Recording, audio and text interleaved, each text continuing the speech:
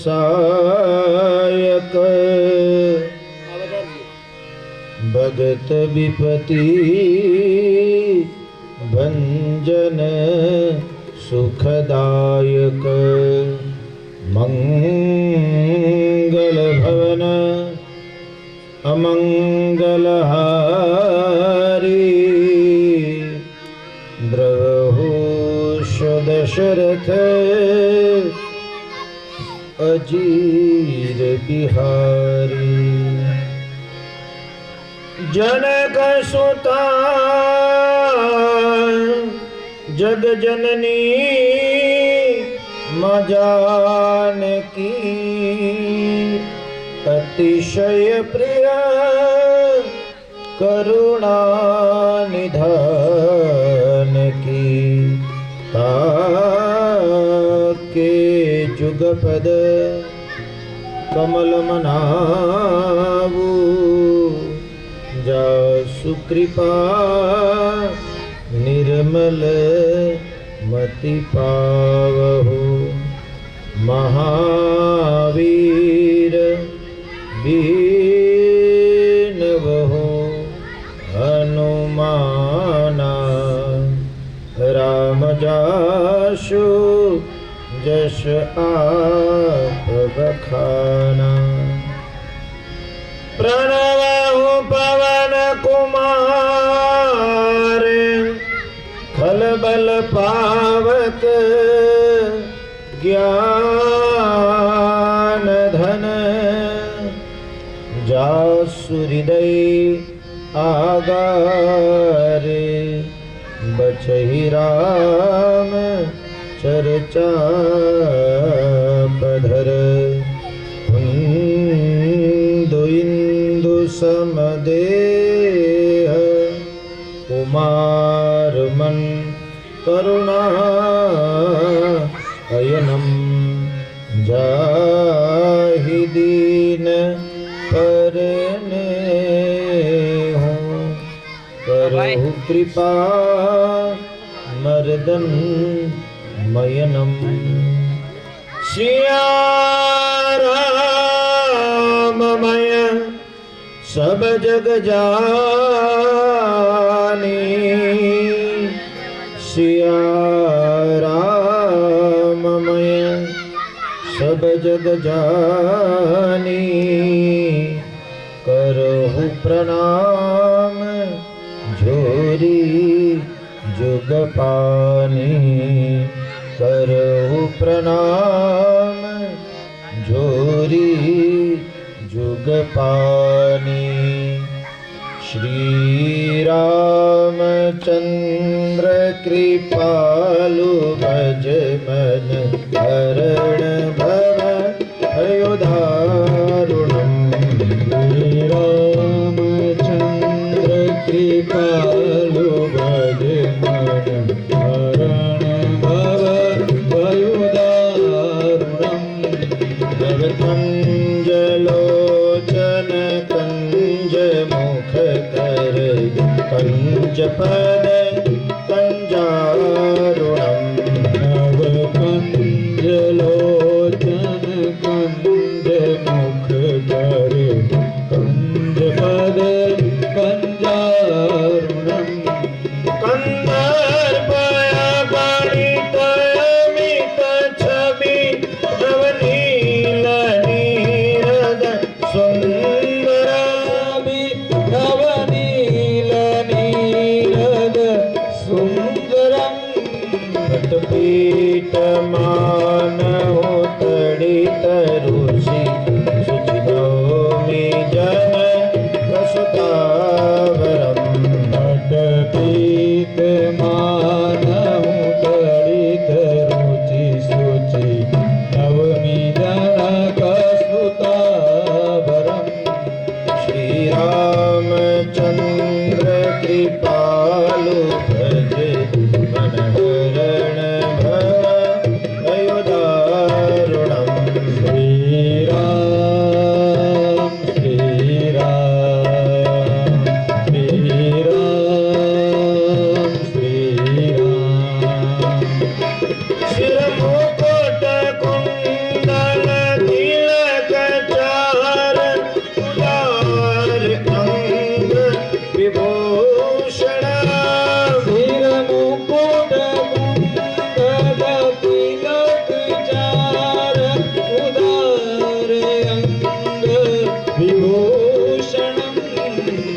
गजान भुज sir चाप धर संग्राम जित प्रदूषणम् हरन भुज सर चाप धर संग्राम जित प्रदूषणम् श्री रामचंद्र कृपालु भज मन हरण भव अयोदारुणम् श्री राम श्री राम श्री राम श्री राम भज दीन बंधु दीनेश दानव चलन दुष्ट निकंदना भज दीन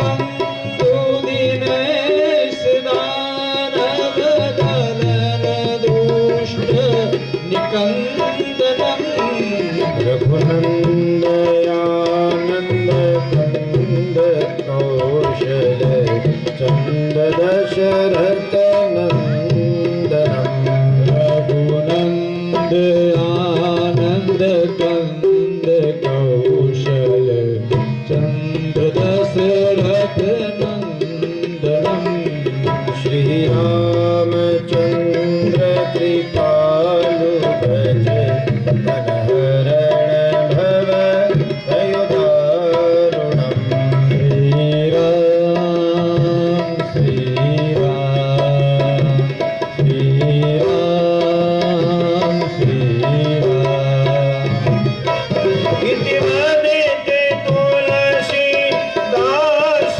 शंकर शेष मुनि मनरंजना इति वदति तुलसी दास शंकर शेष मुनि मनरंजनम् मम हृदय कुंज निवास पुरुका मादिखल दलगंजनम् मम हृदय कुंज निवास कुरु कामादि फल दलगंजनम् श्री राम श्री राम श्री राम श्री राम बोलिए श्री रामचंद्र भगवान की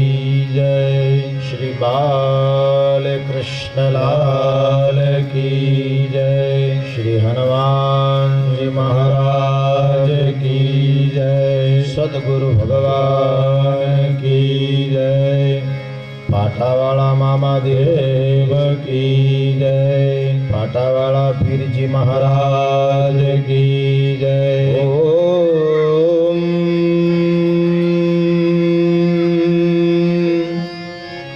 नमः पार्वती पतये हर हर महादेव हर।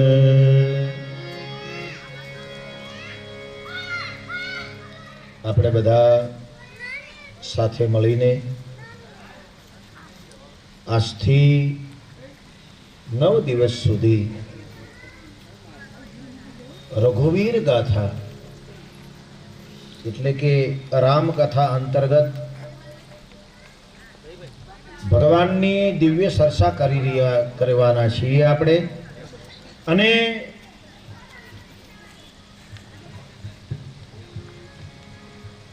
પાટાવાળા મામાદેવ ચેરિટેબલ ટ્રસ્ટ એમના તરફથી આ અમારી બીજી કથા છે। કઈ વખતે પણ આપણે શ્રીમદ ભાગવત કથાનો રસપાન કર્યું હતું। આ વખતે મામાદેવની પરમ શ્રદ્ધાને લીધે આપણે બધા વળી પાછા ભગવાનના ગુણગાન ગાવા માટે એકત્રિત થયા છીએ। બધા કથાથી પરિચિત છે અને મારાથી પણ બધા પરિચિત છે. હું પણ બધાને ઓળખું છું. વિશેષ કંઈ વાત ન કરતા પ્રથમ દિવસે કથાનો મહાત્મય કહેવાનો હોય છે. રામચરિતમાનસના મહાત્મયની અંદર સૌ પ્રથમ શ્લોકની અંદર ગોસ્વામી શ્રી તુલસીદાસજી મહારાજ રામાયણની શરૂઆત કરે ત્યારે ગોસ્વામી તુલસીદાસજી મહારાજ લખે છે, વર્ણાનામર્થ સંઘાણા રસાના સંદસામપી મંગલા નામ ચ કતારો વંદે વાણી વિનાયકો. વર્ણ શબ્દથી રામચરિતમાનસની શરૂઆત કરી. તુલસીદાસજીના પ્રિય રામ છે તો આશા એવી હતી કે રામ શબ્દથી શરૂઆત કરે, પણ તુલસીદાસજીએ રામ શબ્દથી શરૂઆત ન કરી અને વર્ણ શબ્દથી શરૂઆત કરી. એનું કારણ ભગવાન અવર્ણિત છે. વેદ ભગવાનને અવર્ણિત પરમાત્મા તરીકે ઓળખે છે. ભગવાન નિરંજન નિરાકાર છે. એ નિરંજન નિરાકાર એક રૂપની અંદર કેન્દ્રિત થયા. નિરંજન નિરાકાર પરમાત્મા એક રામ રૂપમાં કેન્દ્રિત થયા એટલે વર્ણ શબ્દ લખ્યો. અથવા તો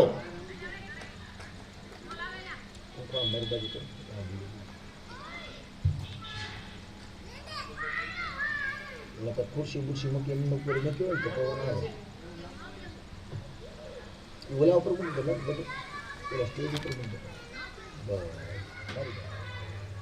વર્ણ શબ્દથી એટલા માટે શરૂઆત કરી. કાલ સવારે બ્રાહ્મણો એમ કે ભાઈ અમે રામની પૂજા પાઠ કરીએ છીએ એટલે રામની નજીક અમે ગણાઈએ. આ ગ્રંથ મારો છે.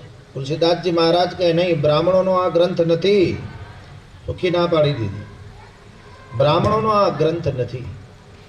ક્ષત્રિયો કાલ સવારે એમ કે ભાઈ રામ અમારા કુળમાં જન્મ્યા છે, રામ ક્ષત્રિય કુળમાં જન્મ્યા છે.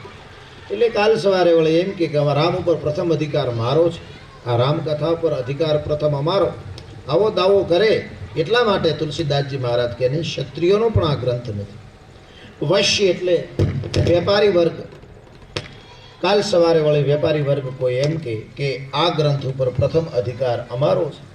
તુલસીદાસજી મહારાજ કહે નહીં, વૈશ્યનો પણ આ ગ્રંથ નથી. અને શુદ્રો કાલ સવારે એમ કે ભાઈ રામ અમારા સુધી આવ્યા, અમારા નાનામાં નાના માણસનો રામે ઉદ્ધાર કર્યો, શબરીજીના એઠા બોર ખાધા, તો રામ ઉપર પ્રથમ અધિકાર અમારો ગણાય. આવો પણ શુદ્રો દાવો કરે. તુલસીદાસજી મહારાજ કહે નહીં, આ ગ્રંથ એમનો પણ નથી, નથી બ્રાહ્મણનો, નથી ક્ષત્રિયનો, નથી વૈશ્યનો, નથી શુદ્રનો.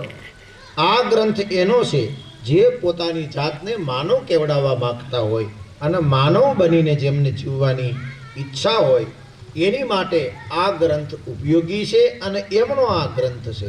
પછી ગમે તે વર્ણનો હોય, ગમે તે દેશનો હોય, ગમે તે જાતિનો હોય, આ ગ્રંથ એમનો છે. જેને માણસ બનીને જીવવું છે ભાઈ, જેમને માનવ બનીને આદર્શ જીવનને અપનાવવું છે, એમને રામનું ચરિત્ર અપનાવવું પડે ને પડે. કેમ કે રામ એક મર્યાદાવાન આદર્શ જીવન જીવ્યા છે. તેથી મર્યાદાવાન ચરિત્રની આ કથા છે એટલે અવર્ણિત ભગવાન વર્ણિત થયા. એટલા માટે વર્ણ શબ્દથી પ્રયોગ કર્યો. મંગલાનામ ચ કતારો વંદે વાણી વિનાયકો. મંગલાનામ એટલે ગણપતિ અને વંદે વાણી વિનાયકો એટલે સરસ્વતીમાં ગણપતિ અને સરસ્વતીની વંદના કરી તુલસીદાસજી મહારાજ પોતાના ગ્રંથની શરૂઆત આગળ કરી અને બીજા મંત્રમાં એમણે ભવાની અને શંકર ભગવાનને યાદ કર્યા. ભવાની શંકરો વંદે શ્રદ્ધા વિશ્વાસ રૂપિણો યભ્યા વિના ન પશ્યંતિ શ્રીતાથમીશ્વર. ભવાની જગા ઘડીક બેન ભવાની અને શંકર ભગવાનને યાદ કર્યા. પાર્વતી એ શ્રદ્ધા છે અને ભગવાન મહાદેવ એ વિશ્વાસ છે. ગણપતિના જે બે દાંત છે એમાં એક દાંત નાનો છે, ટૂંકો છે, તૂટી ગયેલો છે, અને એક દાંત મોટો છે. એટલે તો ગણપતિને વક્રતુંડ કહેવાય. એક દાંત ગણપતિનો તૂટી ગયેલો છે. વક્રતુંડ એટલે શ્રદ્ધા અમુક જગ્યા સુધી તમારી જઈ શકે, ત્યાં તમારી શ્રદ્ધા પૂરી થઈ જાય. એ દાંત ટૂંકો છે શ્રદ્ધાનો. શ્રદ્ધા બહુ લાંબી ન હોય, એની અમુક સીમિત કક્ષા હોય, ત્યાં સુધી જાય, પછી અટકી જાય શ્રદ્ધા. પણ વિશ્વાસ પૂરેપૂરો હોય. વિશ્વાસ રૂપી ગણપતિનો દાંત આંખો છે અને શ્રદ્ધા રૂપી દાંત ગણપતિનો ટૂંકો છે. શ્રદ્ધા અને વિશ્વાસ આ બંનેનો સુમેળ થાય તો આપણને ભગવત કથાનો આનંદ આવે. તેથી ઘણા મહાપુરુષો કહે ને કે ભાઈ સિંહણનું દૂધ લેવું હોય તો એને સોનાના પાત્રમાં લેવું પડે. બીજું ગમે એ પાત્ર હોય તો પાત્ર તૂટી જાય, દૂધ નીચે વયું જાય. સિંહણનું દૂધ લેવા માટે પકડે છે એ પંખો નહીં, આ પંખો તમારો.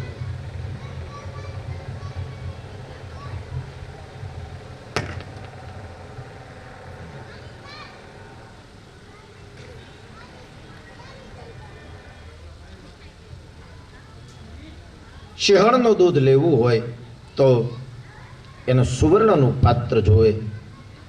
એવી રીતના આ ભગવાનના ગુણગાન આપણે સાંભળીને જીવનમાં ઉતારવા છે તો કયું પાત્ર લેવું પડે? તો બોલે શ્રદ્ધા અને વિશ્વાસનું પાત્ર લેવાનું. આ પાત્રની અંદર આપણે ભગવાનના ગુણગાન ભરવાના છે. તેથી શ્રદ્ધા અને વિશ્વાસની વાત તુલસીદાસજી મહારાજે કરી. આમાં ડિગ્રીની જરૂર નથી. શ્રદ્ધા અને વિશ્વાસ બધાની પોતપોતાની હોય છે. કાંઈ બહુ ભણેલા હોય ને બહુ ડિગ્રી પ્રાપ્ત કરી ગયેલા હોય એ પામી ગયા હોય એવું નથી. એ તો આપણી ખેલસા છે ભાઈ, આપણે એને કંઈક સમજીએ છીએ, બાકી એ કાંઈ નથી હોતું. એની પાસે જે માહિતી છે એ તો એક ફાઇલમાં એના બધા રિઝલ્ટો છે. માણસાઈનું, શ્રદ્ધાનું, વિશ્વાસનું એનું ક્યાંય રિઝલ્ટ નથી હોતું, એની ક્યાંય ડિગ્રી નથી હોતી. એ તો પોતપોતાની અંદરની શ્રદ્ધાની વાત છે. કહેવત છે ને કે એક ગામડું ગામ હતું અને એ ગામમાં એક નળ આવેલા હતા. એક બેન પાણી ભરવા એની ઘરે નહોતું આવતું, બાજુના ઘરેથી પાણી બિચારા ભરી ભરીને વેવતા. હવે પાણી માથા ઉપર હાંડો લીધેલો, કાંખમાં ગાગર લીધેલી, અને બેન બિચારા બીજાની ઘરેથી પાણી આવી રીતના ભરી ભરી નાખે.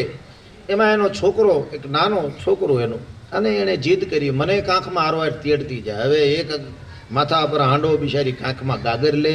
હવે એક કાંખમાં છોકરું ક્યાં રાખવું? એટલે એને એમ થયું ભલા ઘડીક રોતો હું પાણી જટ ભરી લઉં, પછી તો હું લાલન પાલન સાનો રાખી દેશે.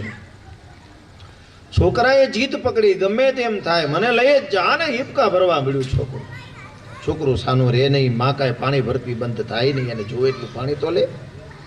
હવે શું કરવું? એમાં એક ભણેલો ગણેલો, ડિગ્રી કરેલો, એક બહુ જ મોટો પીએચડી થયેલો, એક ગ્રેજ્યુએટ થયેલો માણસ ત્યાંથી નીકળ્યો. હવે છોકરાને છાનો રાખવાનું કીધું. એલા તારી માં હમણાં પાણી ભરી લે તો તને તેડશે, અને એમાં રોવાનું શું હોય? હમણાં તને તેડી લેશે, લાલન પાલન કરશે, તને વાલ કરશે. છોકરું રડતું બંધ નથી.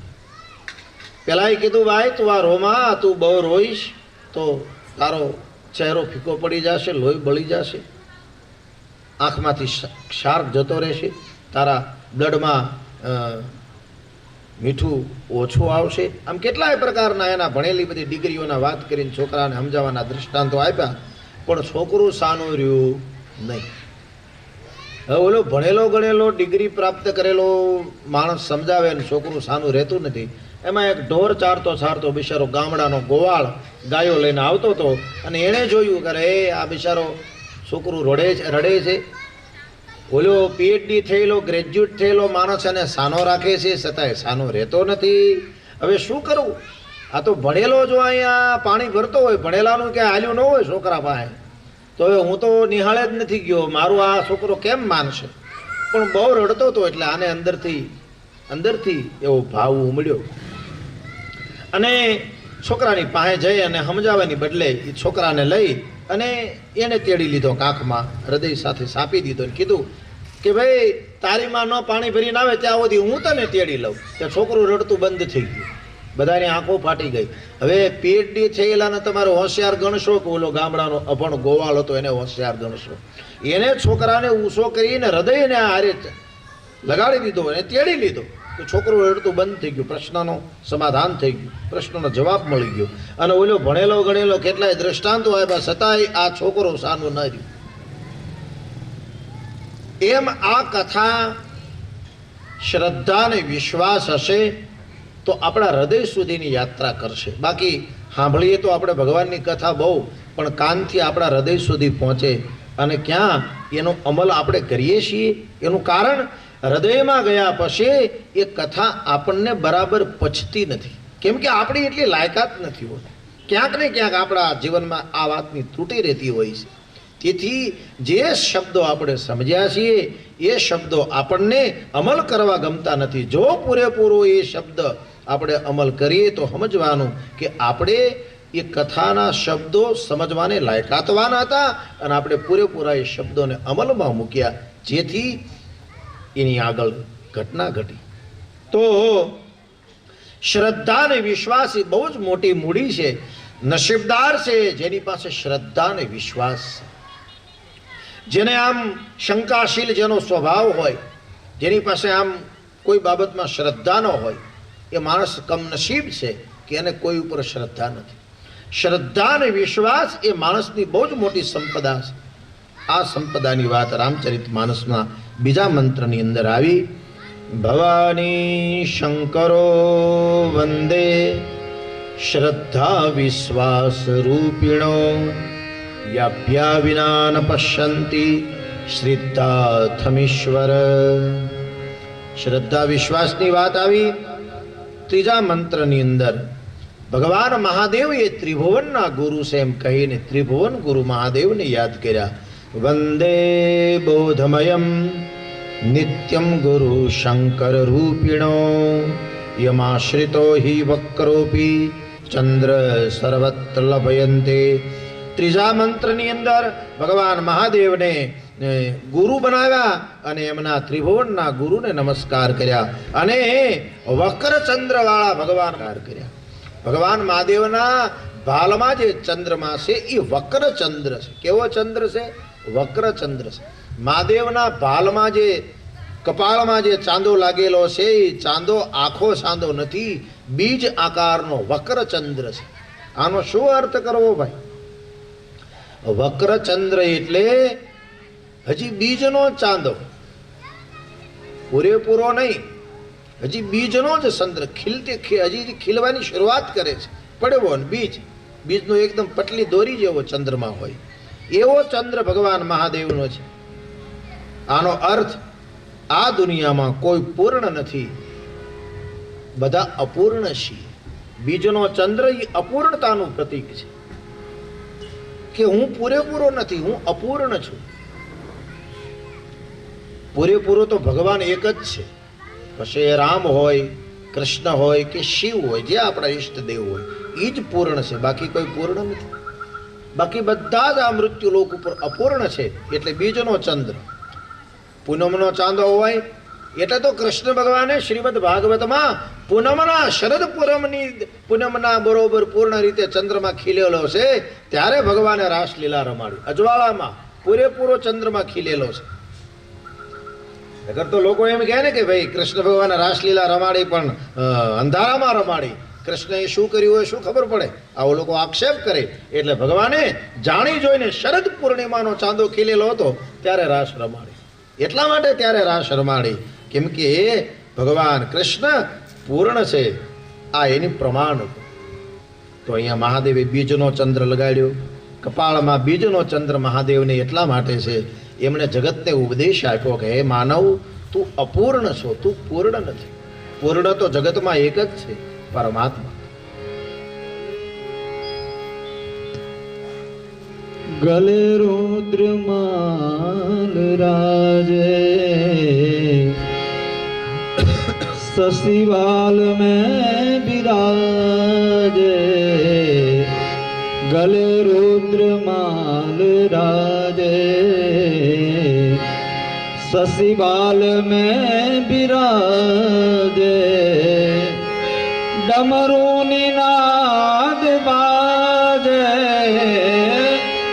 डमरू निनाद बाजे कर में त्रिशूल धारा शंकर तेरी जटा में बहती है गंगधारा भोले तेरी जटा में। तो बीजना चंद्रमा वाला भगवान महादेव ने गुरु बनाया। त्रिभुवनी गुरु से महादेव त्रिभुवनना गुरु से एमना पछे 5 मंत्रों में पंचायतन देव ने नमस्कार कर्या। सीताराम गुणग्राम पुण्यार्णो विहारिणो वंदे विशुद्ध विज्ञानो कपीश्वरो कपीश्वरो। वाल्मीकि अने हनुमानजी ये आदि कवि गणाय छे। एम कहेवाय छे के हनुमानजीए पत्थरनी शिला पर नखथी લીટોડા કરી કરીને રામાયણ આખી લખી હતી, પણ આ રામાયણ એમણે વાલ્મીકી ઋષિની લખેલી જોઈ ગયા એટલે એમ થયું કે હું તો જગત પ્રસિદ્ધ શું જ છું, પણ આ વાલ્મીકી જેવો વાલિયો લૂંટારો વાલ્મીકી થયો છે એ ક્યારે પ્રસિદ્ધ થશે? એટલે હનુમાનજી એની લખેલી રામકથા એણે સમુદ્રની અંદર ડૂબાડી દીધી। એટલે હનુમાનજી અને વાલ્મીકી ઋષિ એ આદિ કવિ પણ ગણાય છે। उद्भव स्थिति संहारकारिणी सर्वं श्रियं करी सीता न तो हम राम वल्लभाम। भगवती श्री सीता जी ने नमस्कार कर्या। भर्जनम भवबीजानां अर्जनम तर्जनम यमदूतानां राम रामेति गर्जनम। भगवान श्री राम ने एक मंत्र में याद कर्या अने छेल्ला मंत्र में तुलसीदास जी महाराजे नाना पुराण निगमागम संबतम यतो रामायणम निगमादे क्वचिदंदतोषी स्वांतः सुखाय तुलसी रघुनाथ गाथा। तुलसीदास जी महाराज कहे आ कथानी अंदर मैं उपनिषदोनो पुराणोनो संतोनो लोकोनो अने भजनानंदी एवा दिव्य महापुरुषोना मत उमेरवामां में आव्या छे। छेल्ले लख्यु स्वांतः सुखाय तुलसी रघुनाथ गाथा।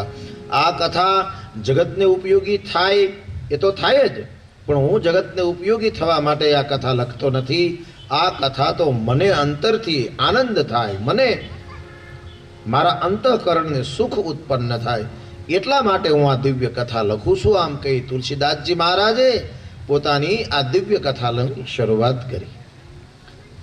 छेल्ले तुलसीदास जी महाराजे एवं पण कीधुं आ कथामां समाजनो मत लीधो, समाजने लाग्युं एवं बधुं ए प्रमाणे मैं एनो मत लईने कथा लखी, पण थोडुंक कंईक मने लाग्युं एवं पण मैं आनी अंदर लख्युं छे। एटले पोतानो नीज मत पण एनी अंदर एमणे उमेरेलो छे। आम तुलसीदास जी महाराजे कथानी लखवानी शरूआत करी अने सौ प्रथम एमणे गुरुजीना चरणमां वंदन कर्या। बंदो गुरुपद कंज कृपा सिंधु नर रूप हरि महामोहतम पुंज जासु बसन रवि कर निकर। पोताना गुरु नरहरानंद महाराज जे अनंता महाराजना शिष्य हता। अनंता महाराज श्री रामानंदाचार्यना शिष्य हता। तो नरहरानंद महाराजना चरण में नमस्कार करी एमनी चरण धूली ने आंखोए अडाड़ी अने वंदना प्रकरण शुरू कर्યું तुलसीदास जी महाराजे। बंदहु प्रथम मही सुर चरना, बंदहु प्रथम मही सुर चरना। मोह जननी संशय सब करहु प्रणाम सुप्रेम सुबानी। करहु प्रणाम सुप्रेम सुबानी। करहु प्रणाम सुप्रेम ત્યાં 3 પ્રકારના દેવની વાત આવી આપણા શાસ્ત્રમાં. આકાશમાં ઇન્દ્રાદિક દેવતાઓ રહે છે, પાતાળમાં નાગ દેવતાઓ રહે છે. નાગ દેવતાઓનો નિવાસ પાતાળમાં છે. 9 પ્રકારના નાગ છે પાતાળની અંદર. શેષનાગ, મહાદેવના ગળાનો ભુજંગા નાગ, એક વાસુકી નાગ જેનું રવૈયું બનાવીને સમુદ્રનું મંથન કર્યું હતું, એક તક્ષક નાગ જે પેલા પરીક્ષિત રાજાને કવડી ગયા. ઘણી પ્રકારના આપણે ત્યાં 9 કુળ નાગ, 9 પ્રકારના નાગની આપણા શાસ્ત્રોમાં ચર્ચા છે. તો નાગ પણ દેવ છે, એ પાતાળના દેવ છે. ઇન્દ્રાદિક દેવતાઓ એ આકાશના દેવ છે, અને ભૂદેવ એ આ ધરતીના દેવ છે. એથી ભૂદેવને પણ એ પાછા ભૂદેવી વિવેકવાળા હોવા જોઈએ, એ પણ સંતોષી હોવા જોઈએ, એ પણ સદાચારી હોવા જોઈએ. એવા વિવેકી અને સદાચારી બ્રાહ્મણોના ચરણમાં નમસ્કાર કર્યા, જે સંધ્યા વંદન કરવા વાળાઓ અગ્નિહોત્રી હોવા જોઈએ. એવા બ્રાહ્મણોને નમસ્કાર કર્યા. અને ત્યાર પછી બીજો ક્રમ સાધુનો આવ્યો. સાધુ ચરિત્રને નમસ્કાર કર્યા. સાધુ ચરિત શુભ ચરિત કપાસુ, સાધુ ચરિત શુભ ચરિત કપાસુ, નિરસ બિશદ ગુણમય ફલ જાસુ, નિરસ વિશદ ગુણમય ફલ જાસુ. સાધુના ચરિત્રને નમસ્કાર એટલા માટે કર્યા કેમ કે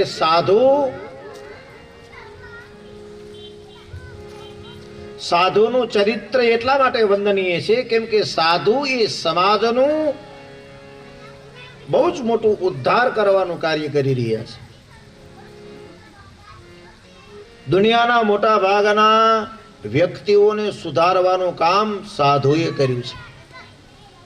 ક્યાં વાલીઓ લૂંટારો જે માણસનું ભક્ષણ કરવાનું કામ કરે.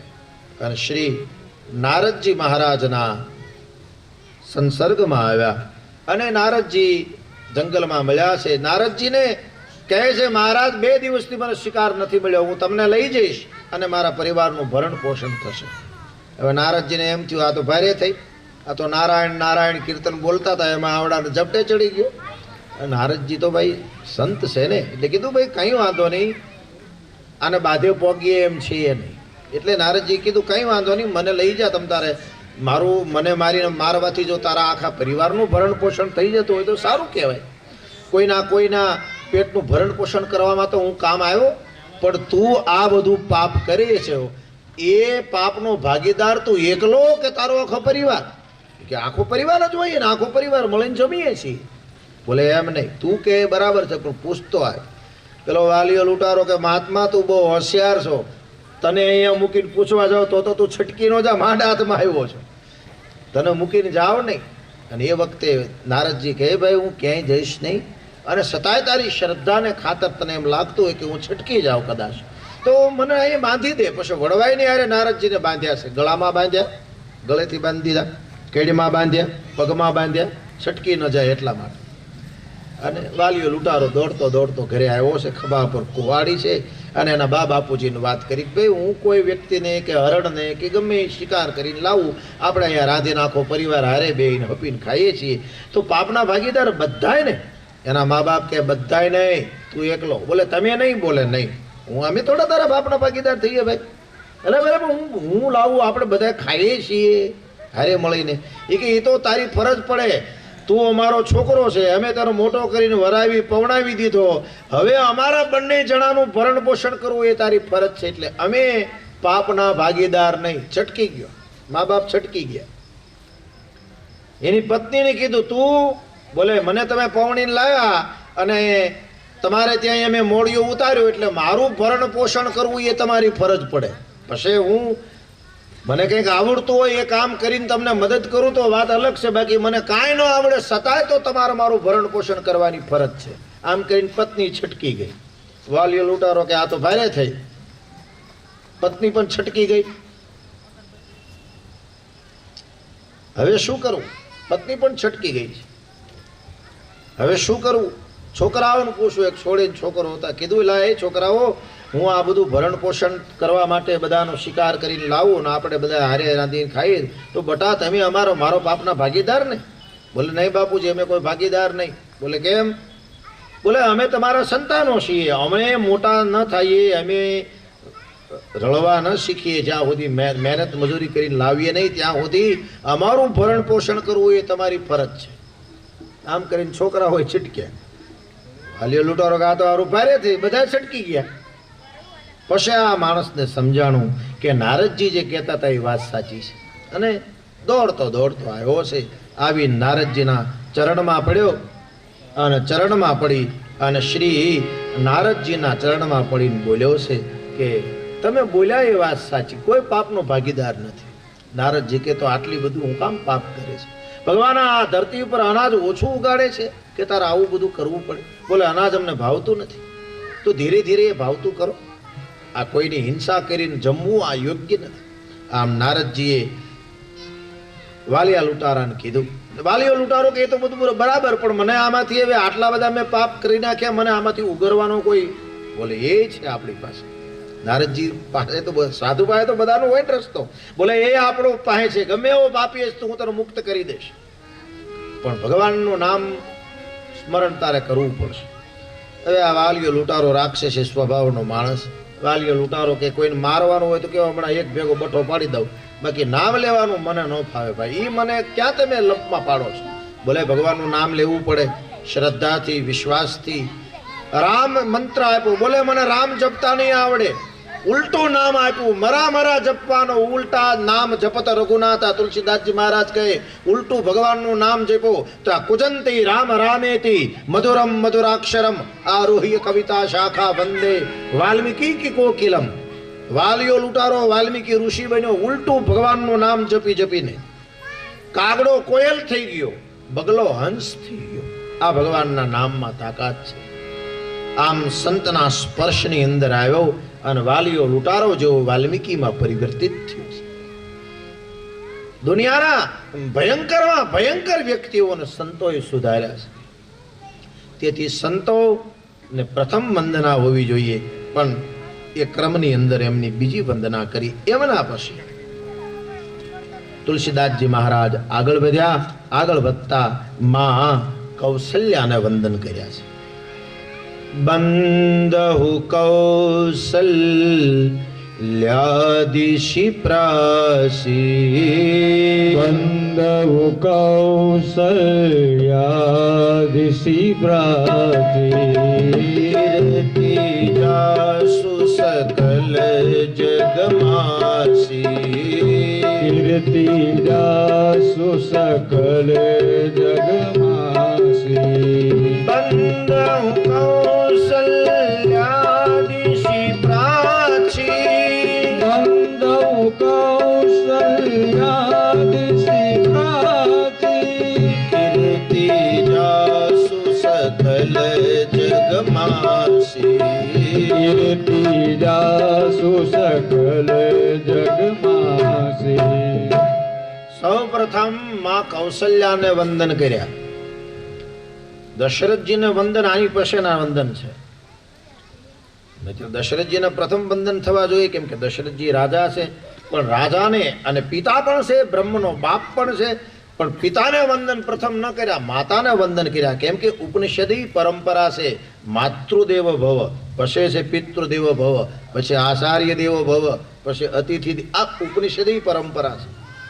આપણે ત્યાં પિતા ગમે એટલો મહાન હોય, પણ મા બાપને બંનેને જ્યારે પગે લાગવાનો ક્રમ આવે ત્યારે પ્રથમ માને પગે લાગવાનું હોય, પછી બાપુજીને પગે લાગવાનું. આ આપણો ક્રમ રહ્યો છે આપણે હંમેશની માટે. તો કે હવે તો પગે લાગવાની વાત જ ક્યારેય ભાઈ, તો થોડા વૃદ્ધાશ્રમ ખોલવા પડે. પણ આ ભારતીય પરંપરા છે. પ્રથમ પિતાને, પ્રથમ માતાને વંદન છે. તો માં કૌશલ્યાને નમસ્કાર કર્યા એટલા માટે, કેમ કે કૌશલ્યા માએ જગતને રામ આપ્યો છે. કૌશલ્યાનો હોત તો રામ કોણ આપત? એટલે માં કૌશલ્યાને પ્રથમ વંદન. એણે ભારતને રામ આપ્યું છે.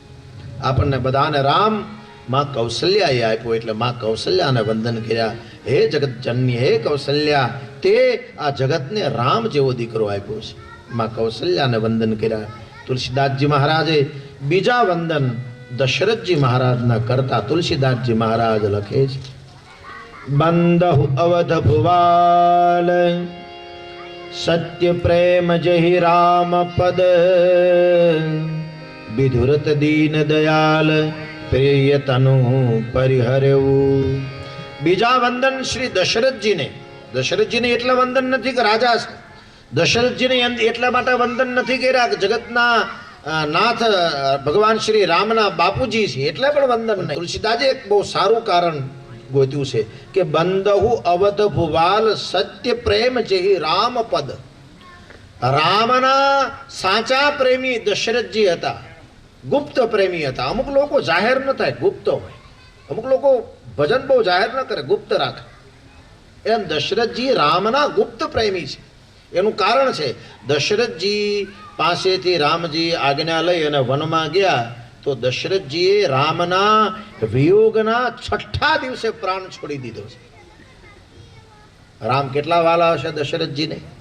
સાજે સાજું દશરથજીનું શરીર છે, પણ રામ વિયોગ થયો દશરથજીની પાસેથી એટલે તુરંત 6ઠા દિવસે આ માણસે પ્રાણ ત્યાગી દીધા છે. એટલે એને નમસ્કાર કર્યા કે આ રામના સાચા ગુપ્ત પ્રેમી છે. દશરથજીને ગુપ્ત પ્રેમી ના લિસ્ટમાં એનું નામ છે. રામના સાચા પ્રેમી દશરથજી છે. એને રામના વિયોગમાં દેહ છોડી દીધો. નજર ઇન્દ્રપુરી આમ શરમાઈ જાય એવી અયોધ્યા ચક્રવર્તી સમ્રાટની નગરી, પણ રામના વિયોગમાં 6ઠા દિવસે જેણે પ્રાણ છોડ્યો એવા દશરથજી રામ પ્રેમીને મારા નમસ્કાર.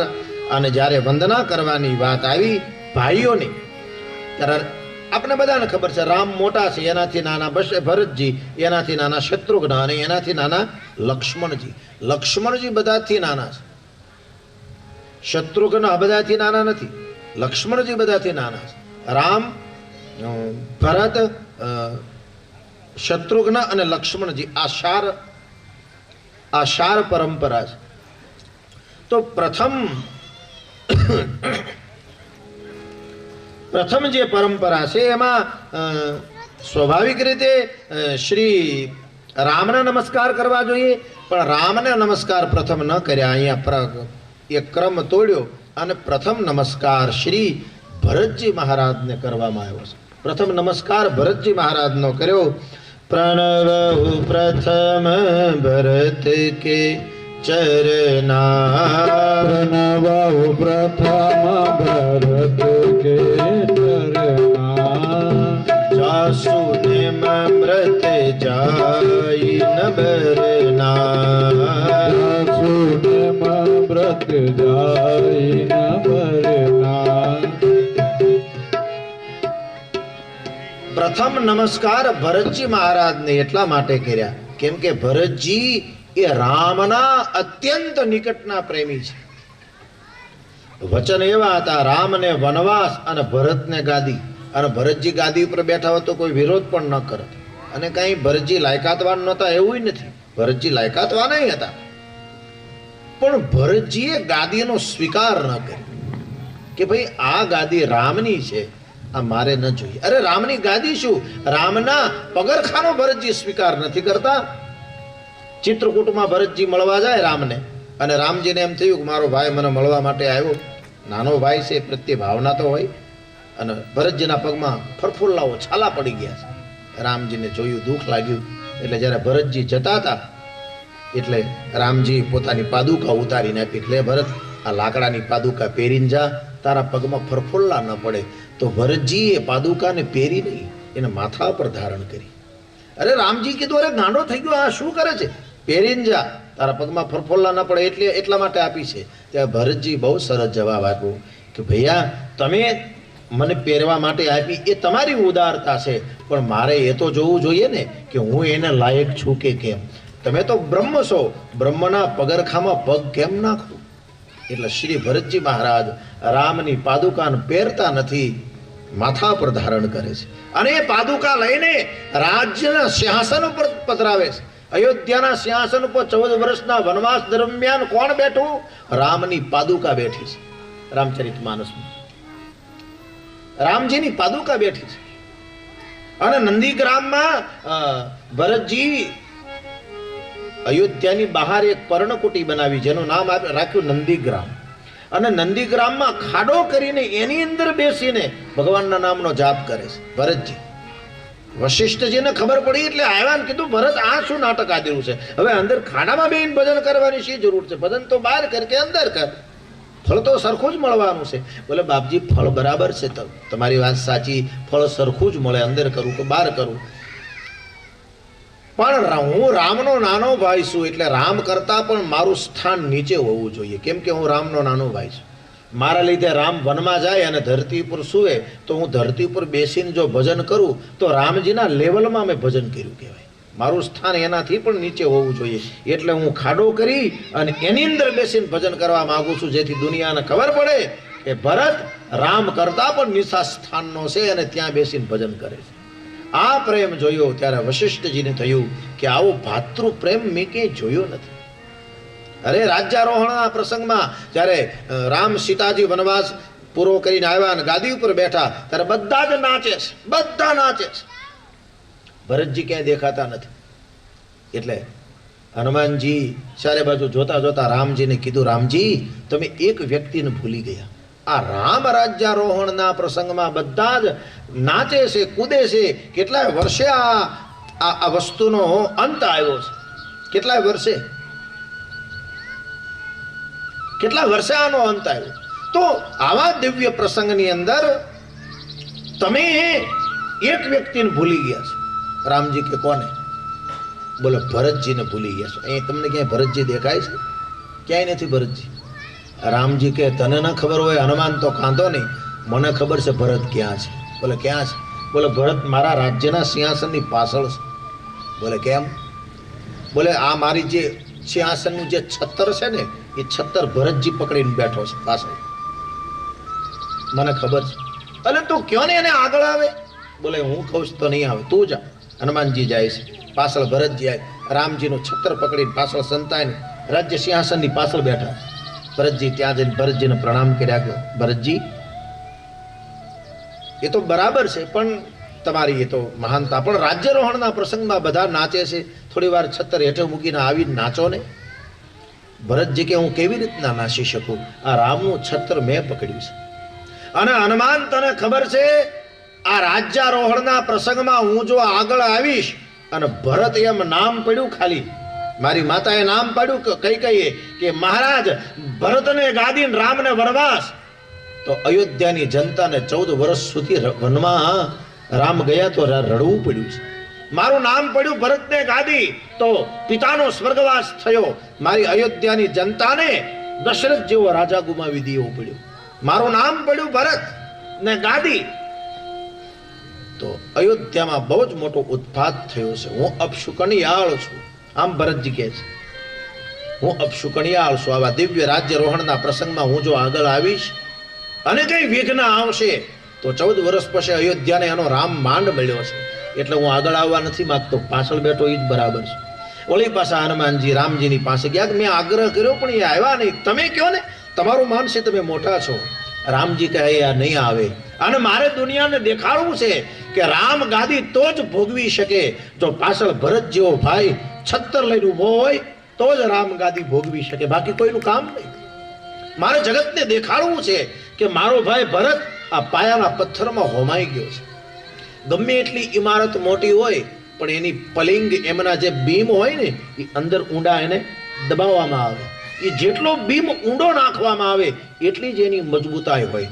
અંદરના બીમ દેખાય નહીં પણ આખી જ મજબૂતાઈ એના ઉપર હોય છે. એમ ઘરની પ્રગતિની અંદર કેટલાય એવા હોમાઈ ગયેલા પાત્રો હોય છે, એ દેખાય નહીં. એ સમાજને ખબર ન હોય અંદર હોમાઈ ગયા છે, પણ એના લીધે પેલાની પ્રગતિ હોય છે. રામ રાજ્યારોહણના પ્રસંગથી માંડીને રામના જન્મોત્સવ સુધીના પ્રસંગમાં તમે જોઈ લ્યો, ભરતજીનું જે ચરિત્ર છે એ અગમ અને અગાધ છે. એની જેવો વ્રતનીય ઉપવાસ કોઈ લઈ શકે નહીં. રામજી તો જંગલમાં જઈને એને ભગવાનનું ભજન કર્યું, સારી વાત કહેવાય. પણ ભરતજીએ પોતાના ઘરમાં રહીને ભગવાનનું ભજન કર્યું. આ બહુ અઘરું છે. વૈભવની વચ્ચે ભજન કરવું એ અઘરું છે. એકાંતમાં જઈને ભજન કરવું એ તો સહેલું છે. અને રામાયણમાં ત્યાગ અને સમર્પણ હરીફાય છે. આપણે આ મારું આમ કરવા માટે બાંધીએ છીએ. રામાયણમાં આ તારું એમ કરવા માટેની બાંધણ છે. ગાદી લઈને ભરતજી રામ સુધી આવ્યા. ચિત્રકૂટને કીધું કે આ મારી માતાને બોલવામાં ફેર પડી ગયો અને મારી માતાએ મારી માટે રાજ્ય માંગ્યું. દરેક માને એનો દીકરો વાલો હોય એટલે એને એના મનની માનસિકતા પ્રમાણે મારી માટે રાજ્ય માંગ્યું, તમારી માટે વન માંગ્યું. પણ હું એનો દીકરો છું એટલે અડધો ભાગ મારો પણ લાગે. હું આમાં ફારફેર કરી શકું કેમ કે હું કઈનો દીકરો છું. તમે તમારી ગાદી સંભાળો, આ તમારી ગાદી. અને 14 વર્ષ હું જિંદગીભર વનમાં રહીશ, પણ અયોધ્યાને એનો રામ પાછો મળે. ત્યારે રામજી કહે ગાદી મારે ન જોઈએ.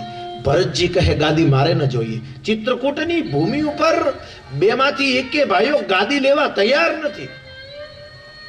આ છે રામચરિતમાનસ. અને આપણે અત્યારે હગા ભાઈઓ હોય તો સહેજ 1 ફૂટે દબાવ્યું હોય ને માથા ફાડી નાખે. માથા મારી જમીન દબાવી કેમ, મારો પ્લોટ દબાવ્યો કેમ, કોરટ હોતી જાય. અને એક માના જલમેલા હામાં કાઠલા પકડી લે કે ઓળખશો તું, ઓલો કે તું મને ઓળખશો, ઓલો કે તું મને ઓળખશો. હવે એક માના હગી માના 2 દીકરા એને કોઈ ઓળખતું નહીં હોય એકબીજાને. ત્યારે રામાયણ આપણને એમ થાય કે રામાયણની જરૂર છે આવા સમયમાં.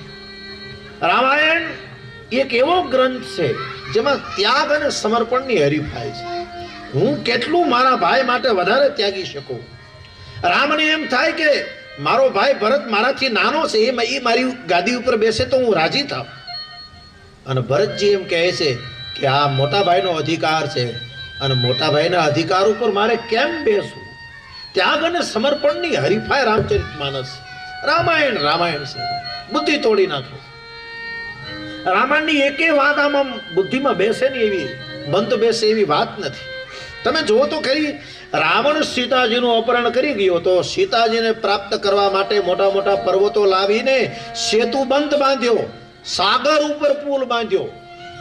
તળાવ ઉપર પુલ બંધાય, નદી ઉપર પુલ બંધાય, પણ ક્યાંય દરિયામાં પુલ બાંધ્યો એવો ક્યાંય તમે ઇતિહાસ નહીં સાંભળ્યો હોય. રામજીએ કરી દેખાડ્યું.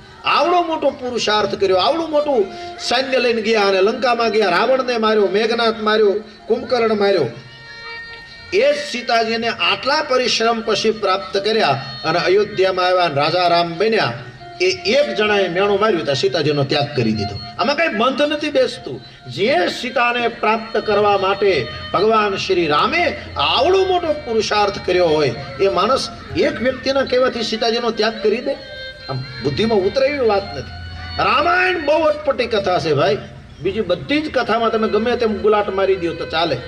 રામાયણમાં તમે ગુલાટ ન મારી શકો. રામાયણ મર્યાદા પુરુષોત્તમની ગાથા છે. આમાં ગુલાટ ન મારે. અહીં બધાને ખબર હોય આનો આમ આવે, આનો આમ આવે, આનો આમ આવે. એક પાત્ર લેતા ભૂલી જઈએ તો ચીઠીઓ આવે.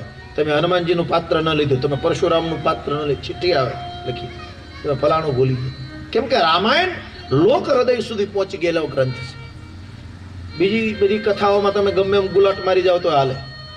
હજી ઘણાને એવું છે કૃષ્ણ જન્મ પછી જ બધાને ટપો પડે. ભાગવતમાં ઘણાને એમ છે કૃષ્ણ જન્મ થઈ જાય ત્યાં સુધી બધી આડાવાળા ચરિત્રોની કથા હાલતી હોય, તમે ગમે એમ ગુલાટ મારી જાઓ, કોઈને ખબર ન પડે. કોઈ જાણકાર હોય એને ખબર પડી જાય, પણ હોમાંથી એવા 5 જ હોય. રામાયણ એવી, આમાં કોઈ ગુલાટ ન મારી શકે. બધાને ખબર પડે રામાયણ શું છે. શું કામ? લોકોના હૃદય સુધી પહોંચી ગયેલો આ ગ્રંથ છે. રામ લોકોના હૃદયમાં ઘર કરી ગયા છે. એટલે બધાને ખબર છે રામનું આદર્શ જીવન કેવું છે. કોઈ કદાચ એમ કહેતું હોય મેં રામને નથી માનતા, આપણે માનીએ કે એ રામને કદાચ નહીં માનતા હોય. રામને નથી માનતા ને એ માણસને જો એનું જીવન જીવવું હોય ને તો એને મર્યાદામાં રહીને જીવવું પડે. કે એ મર્યાદા ભગવાન શ્રી રામે શીખવાડી છે.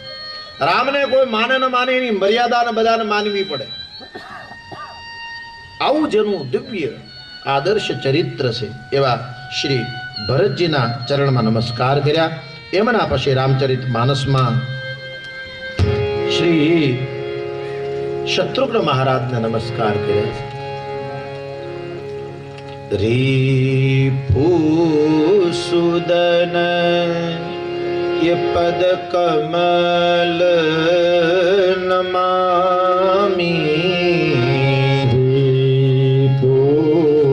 सुदन पद कमल नमामि सूर सुशील भरत अनुगामी पद कमल नमामि सुदन पद कमल नमामि सूर सुशील भरत अनुगामी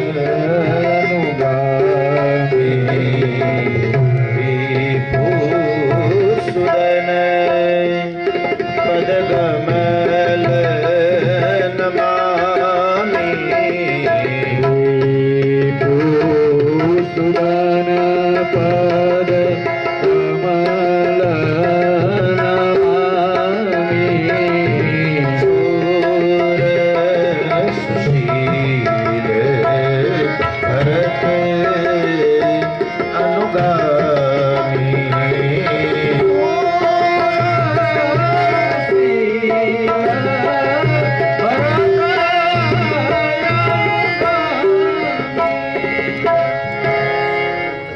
શત્રુઘ્ન ત્રીજા નંબરમાં છે, ચોથા નંબરમાં લક્ષ્મણજી છે. લક્ષ્મણજી ઘરમાં નાનામાં નાના છે, રામચરિત માનસના આ પાત્રો. જેમ રામના સાથે લક્ષ્મણજીની જોડી છે એવી રીતના ભરતજીની અને શત્રુઘ્ન મહારાજની જોડી છે. જેમ રામના પગલે પગલે સમગ્ર જીવન શત્રુઘ્ન મહારાજે ખર્ચી નાખ્યું છે, લક્ષ્મણજી ખર્ચી નાખ્યું છે, એવી રીતના ભરતજીના પગલે પગલે શત્રુઘ્ન મહારાજે આખું જીવન ખર્ચી નાખ્યું છે. સુમિત્રાજીના બે દીકરા લક્ષ્મણ અને શત્રુઘ્ન, એક દીકરો રામની સેવા કરે છે, એક દીકરો ભરતજીની સેવા કરે છે. બંને દીકરા સેવાનું જ કાર્ય ઉપાડે છે. સુમિત્રાજીના બંને દીકરા સેવાનું કાર્ય કરે છે, એક રામની સેવા કરે, એક ભરતજીની સેવા કરે. અને આ રીપુસુદન એટલા માટે કહેવાય છે, રામાયણનો મોટામાં મોટા શત્રુ પર રામજી પ્રહાર નથી કરતા, શત્રુઘ્ન મહારાજ પ્રહાર કરે છે. રામાયણનો મોટામાં મોટો રાક્ષસ રાવણ નહોતો, લમણાસુર હતો. કોણ હતો? લમણાસુર. બહુ જ મોટો મથુરાનો એ વખતનો એ આ રાક્ષસ હતો. રામાવતારમાં મથુરાની ગાદી હતી અને મથુરાનું રાજ્ય આ લમણાસુરના હાથમાં હતું. રામચરિત માનસ ઉત્તરકાંડ. અને શત્રુઘ્ન મહારાજ લમણાસુર ઉપર ચડાઈ કરે છે અને લમણાસુરની સાથે યુદ્ધ કરીને લમણાસુરને મારી નાખે છે. લમણાસુર બહુ વરદાન પ્રાપ્ત કરેલો રાક્ષસ, અને એ વખતે મથુરાની ગાદી ઉપર આ લમણાસુરનું સામ્રાજ્ય ખતમ કરી અને શત્રુઘ્ન મહારાજ અયોધ્યાનો ધ્વજ ફરકાવી દે છે. એટલે રામાયણનો મોટામાં મોટો શત્રુ રાવણ નથી, લમણાસુર છે. મોટામાં મોટા શત્રુ પર પ્રહાર કરનાર કોઈ હોય રામચરિત માનસમાં તો શત્રુઘ્ન મહારાજ.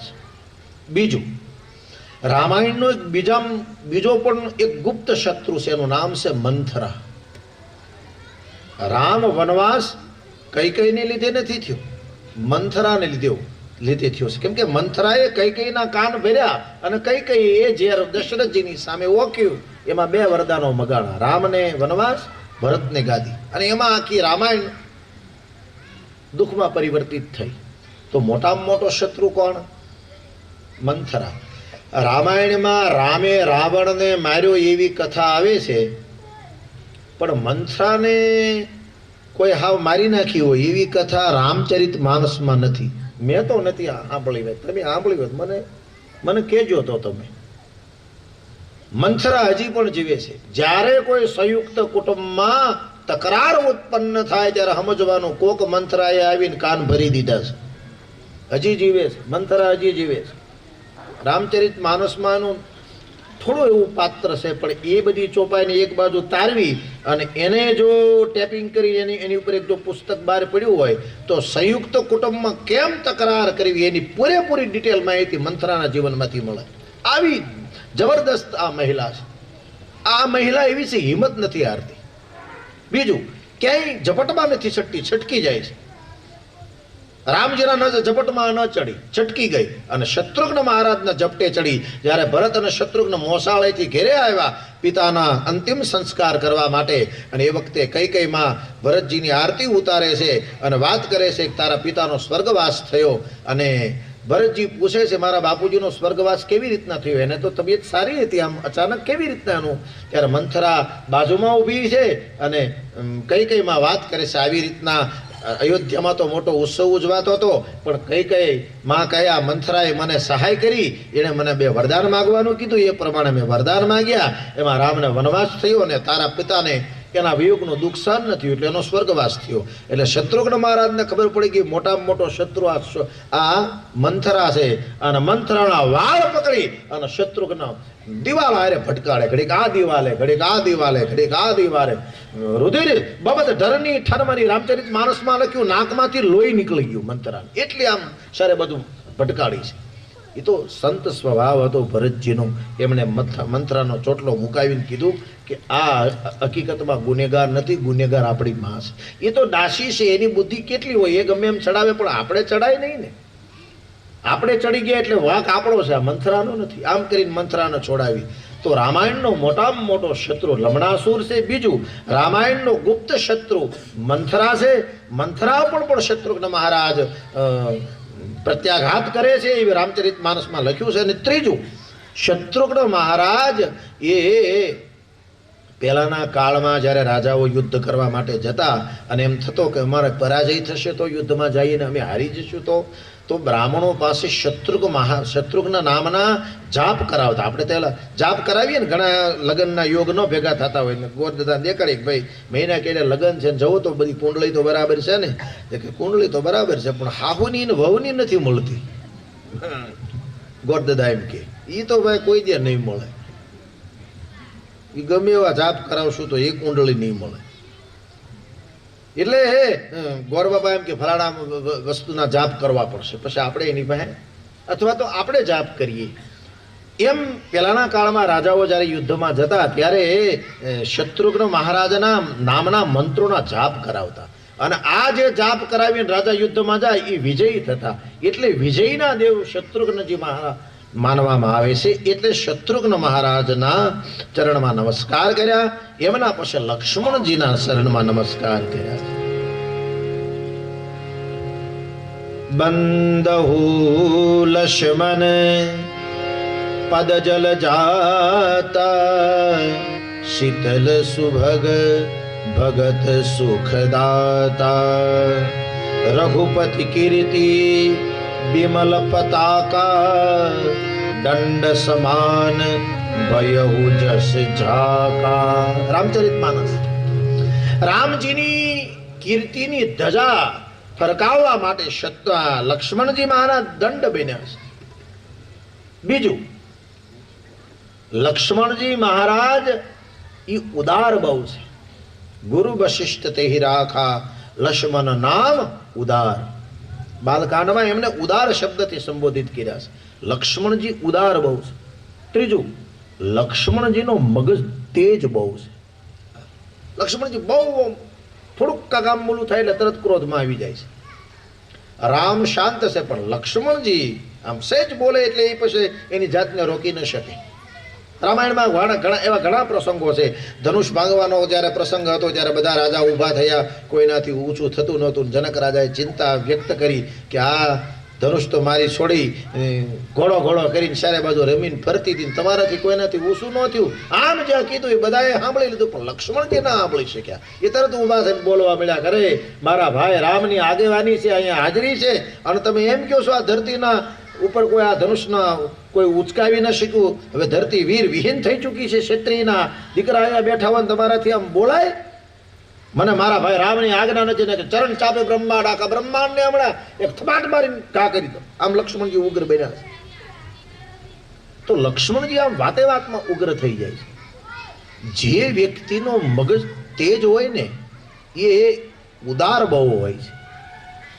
આ તમારે માર્કિંગ કરી લેવાનું. ગમે ત્યારે જે માણસનો મગજ તેજ હોય ને એની જેટલો માણસ તમને ઉદાર ક્યાંય બીજે જોવા નહીં મળે. પણ મગજ એનો તેજ હોય એની હારે રહેવું એ બહુ બહુ કાઠી વાળું, બહુ વીમા વાળું. એનો સાજ વાતે વાતમાં મગજ તપી જાય. પણ ઉદારે પાછો એટલો હોય, એ પાછો ગમે એ વસ્તુને ઘા કરી દે, કાલે ઉઠાય. એટલે લક્ષ્મણજીનો ઉદાર શબ્દ વાપર્યો છે. લક્ષ્મણજી એવો કોઈ ઉદાર નથી. ત્રીજું, લક્ષ્મણજી એ શેષનાગનો અવતાર માનવામાં આવે છે. આખી ધરતીનો ભાર, એ પૃથ્વીનો ભાર શેષનાગના માથા પર છે. અને શેષનાગ શેની ઉપર બેઠા છે? કાચબાની ઉપર બેઠા છે. કાચબાની ઉપર શેષનાગ અને શેષનાગની માથે આ ધરતીનો પિંડ છે. એટલે સકલ જગત આધાર, આખા જગતનો આધાર કોણ? શેષનાગ છે. એટલે સકલ જગત આધાર એવો શબ્દ વાપરવામાં આવ્યો. લક્ષ્મણજી આખા જગતના આધાર રૂપ છે. તો સકલ જગતનો આધાર લક્ષ્મણજીને ગણવામાં આવ્યા છે. બીજું, અહીંયા 2 મિનિટ કથાને વિરામ આપું. મારે એકાદ બે જાહેરાત કરવાની હોય. વળી પાછું આપણે કથાનો દોર આગળ ચલાવશું.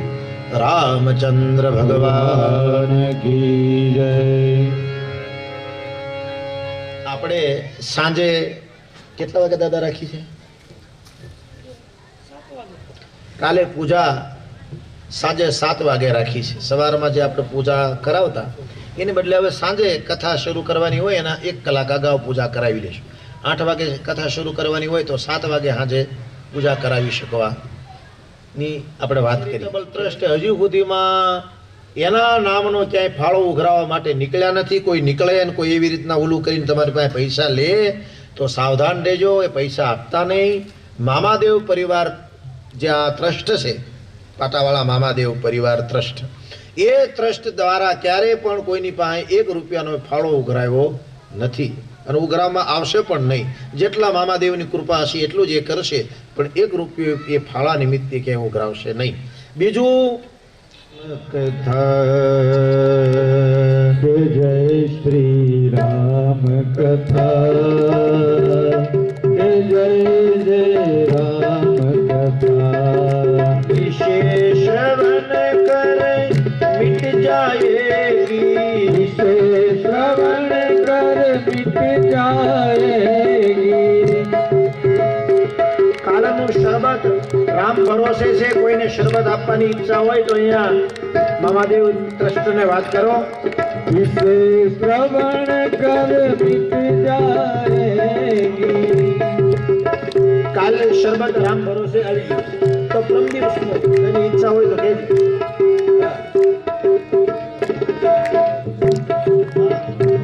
બીજું, આજ તો પહેલો દિવસ છે, બાકી કાલથી કથા પૂરી થઈ જાય એટલે રોજ બધાને નાસ્તો કરાવવામાં આવશે.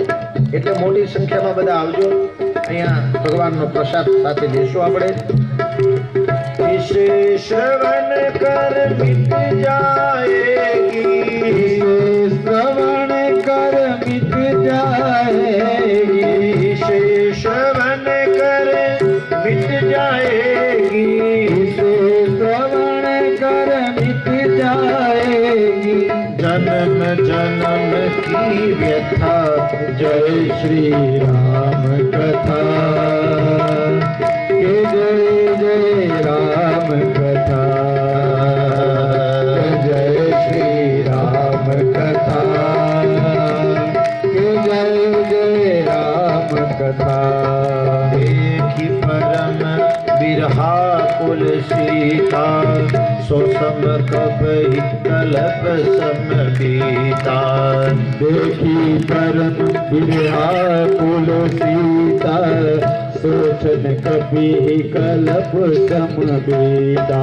रामचंद्र गुर बरने लागा, सुनत ही सीता कर दुख भागा.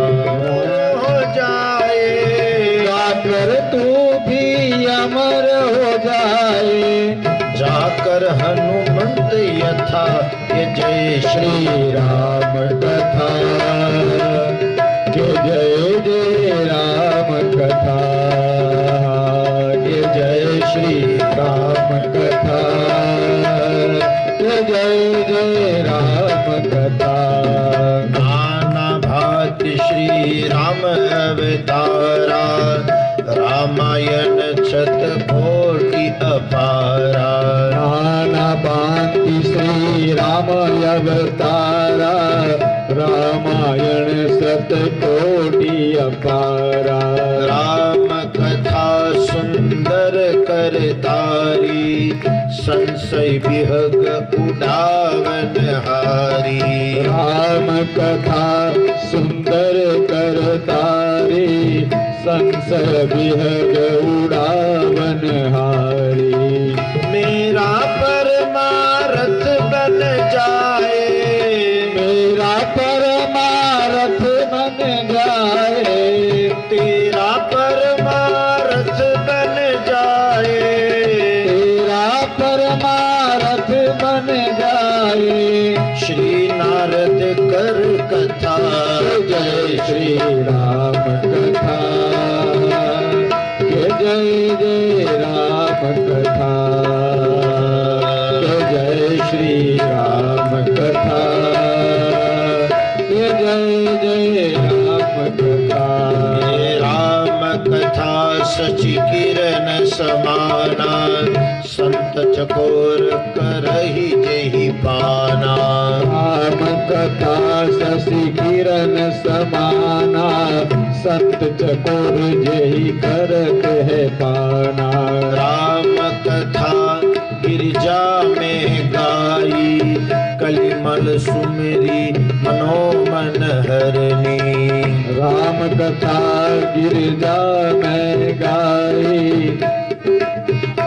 निसुमरि मन हरनी तेरा सब संशय मिटेगा तेरा सब संशय भागेगा मेरा सब संशय भागेगा मेरा सब संशय भागेगा माँ पार्वती व्यथा जय श्री राम कथा जय जय राम कथा राम कथा सो करहि निरंतर सादर सुनहि विविधि हंगर राम कथा जो करहि निरंतर सादर सुनहि विधि वियंतर मंगल भवन मंगल हारी द्रवहु सुदशरथ अजिर बिहारी मंगल भवनया मंगलहारी द्रवौ सुदशरथ अजिर बिहारी तो बंदे तर जाएगा तू तो बंदे तर जाएगा मैं तो बंदे तर जाऊंगा मैं तो बंदे तर जाऊंगा गाकर तुलसी कथा जय श्री राम कथा के जय जय राम कथा जय श्री राम कथा जय जय राम कथा बोलिए श्री रामचंद्र भगवान की की जय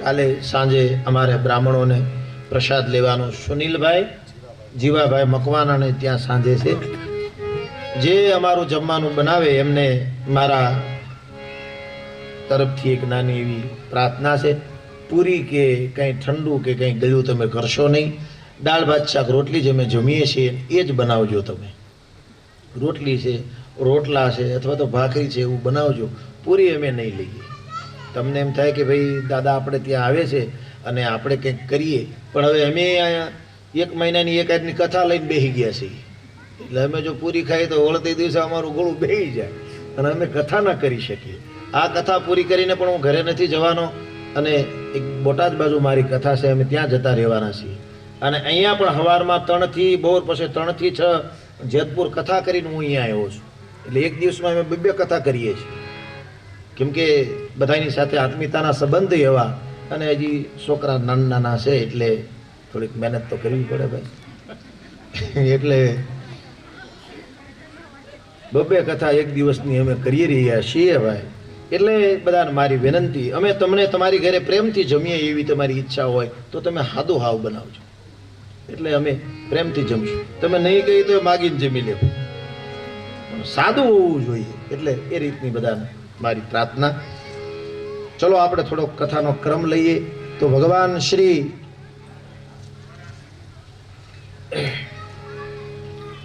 શત્રુઘ્ન મહારાજને વંદન કર્યા. એમના પછી ભગવતી શ્રી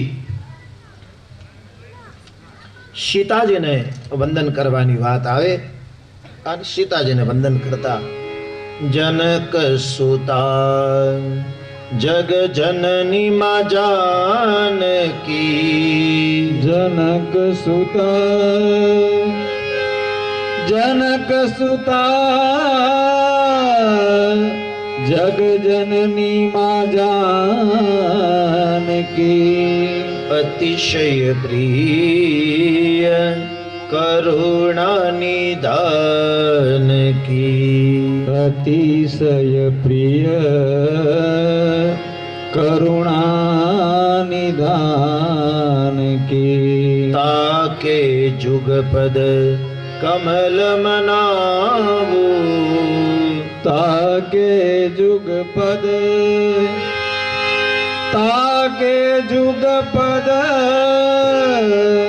કમલ મનાવવું,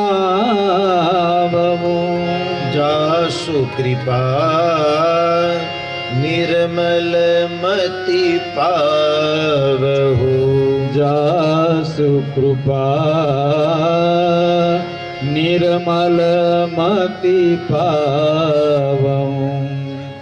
શ્રી સીતાજીને નમસ્કાર કર્યા, પ્રણામ કર્યા મા જગદંબાને. પેલી વાત, સીતાજીના 2-5 મુદ્દાઓ મારે તમારી સામે રાખવા છે. એમાં પેલી વાત, સીતાજીનો જન્મ નથી થયો, સીતાજી પ્રગટ થયા છે. જનક રાજા આમ ખેતરમાં હળ હાંકતા હતા અને ખેતરમાંથી પ્રગટ થયા. કોઈ મા દ્વારા સીતાજીની ઉત્પત્તિ થઈ હોય એવી રામચરિત માનસમાં કથા નથી. એટલે સીતાજી જગદંબાનું રૂપ ગણાય છે. કેમ કે આમને કોઈ મા દ્વારા આમનો પ્રસવ થયો હોય, જન્મ થયો એવી કથા રામચરિત માનસમાં તો નથી. સીતાજી જનક રાજાના ખેતરમાંથી જડ્યા છે.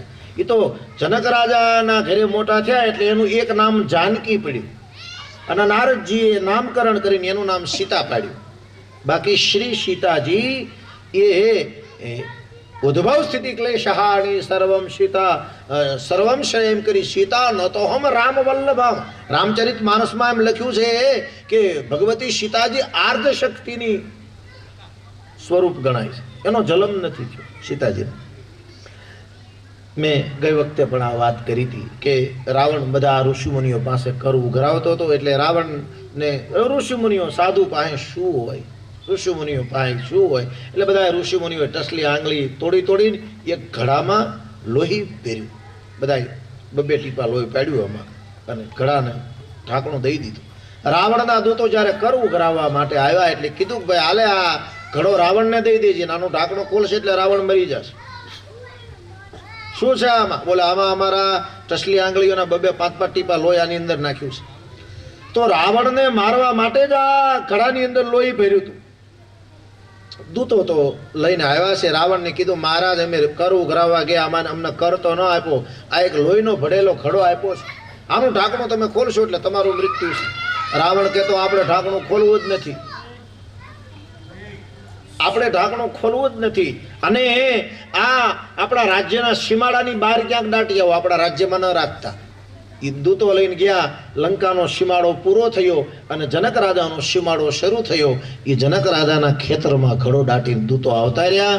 જનક રાજાએ આ હમણાં અખાત્રીજ ગઈ, અખાત્રીજના આપણે ત્યાં વાવણાના મુહૂર્ત હોય, અખાત્રીજને દી ખેડૂતો વાવણીના મુહૂર્તો કરે. એ હળ લઈ અને ખેતી કરવા માટે એ અખાત્રીજનું મુહૂર્ત કરવા ગયા અને શ્રી સીતાજી એ ઘડા ઉપરથી હળ હાલ્યું અને એ ઘડામાંથી સીતાજી જે લોહીનો ઘડો ભર્યો હતો ઋષિમુનિઓના, એમાંથી સીતાજી બની ગયા અને સીતાજી આવી રીતના ઘડામાંથી જનક રાજાને જડ્યા છે.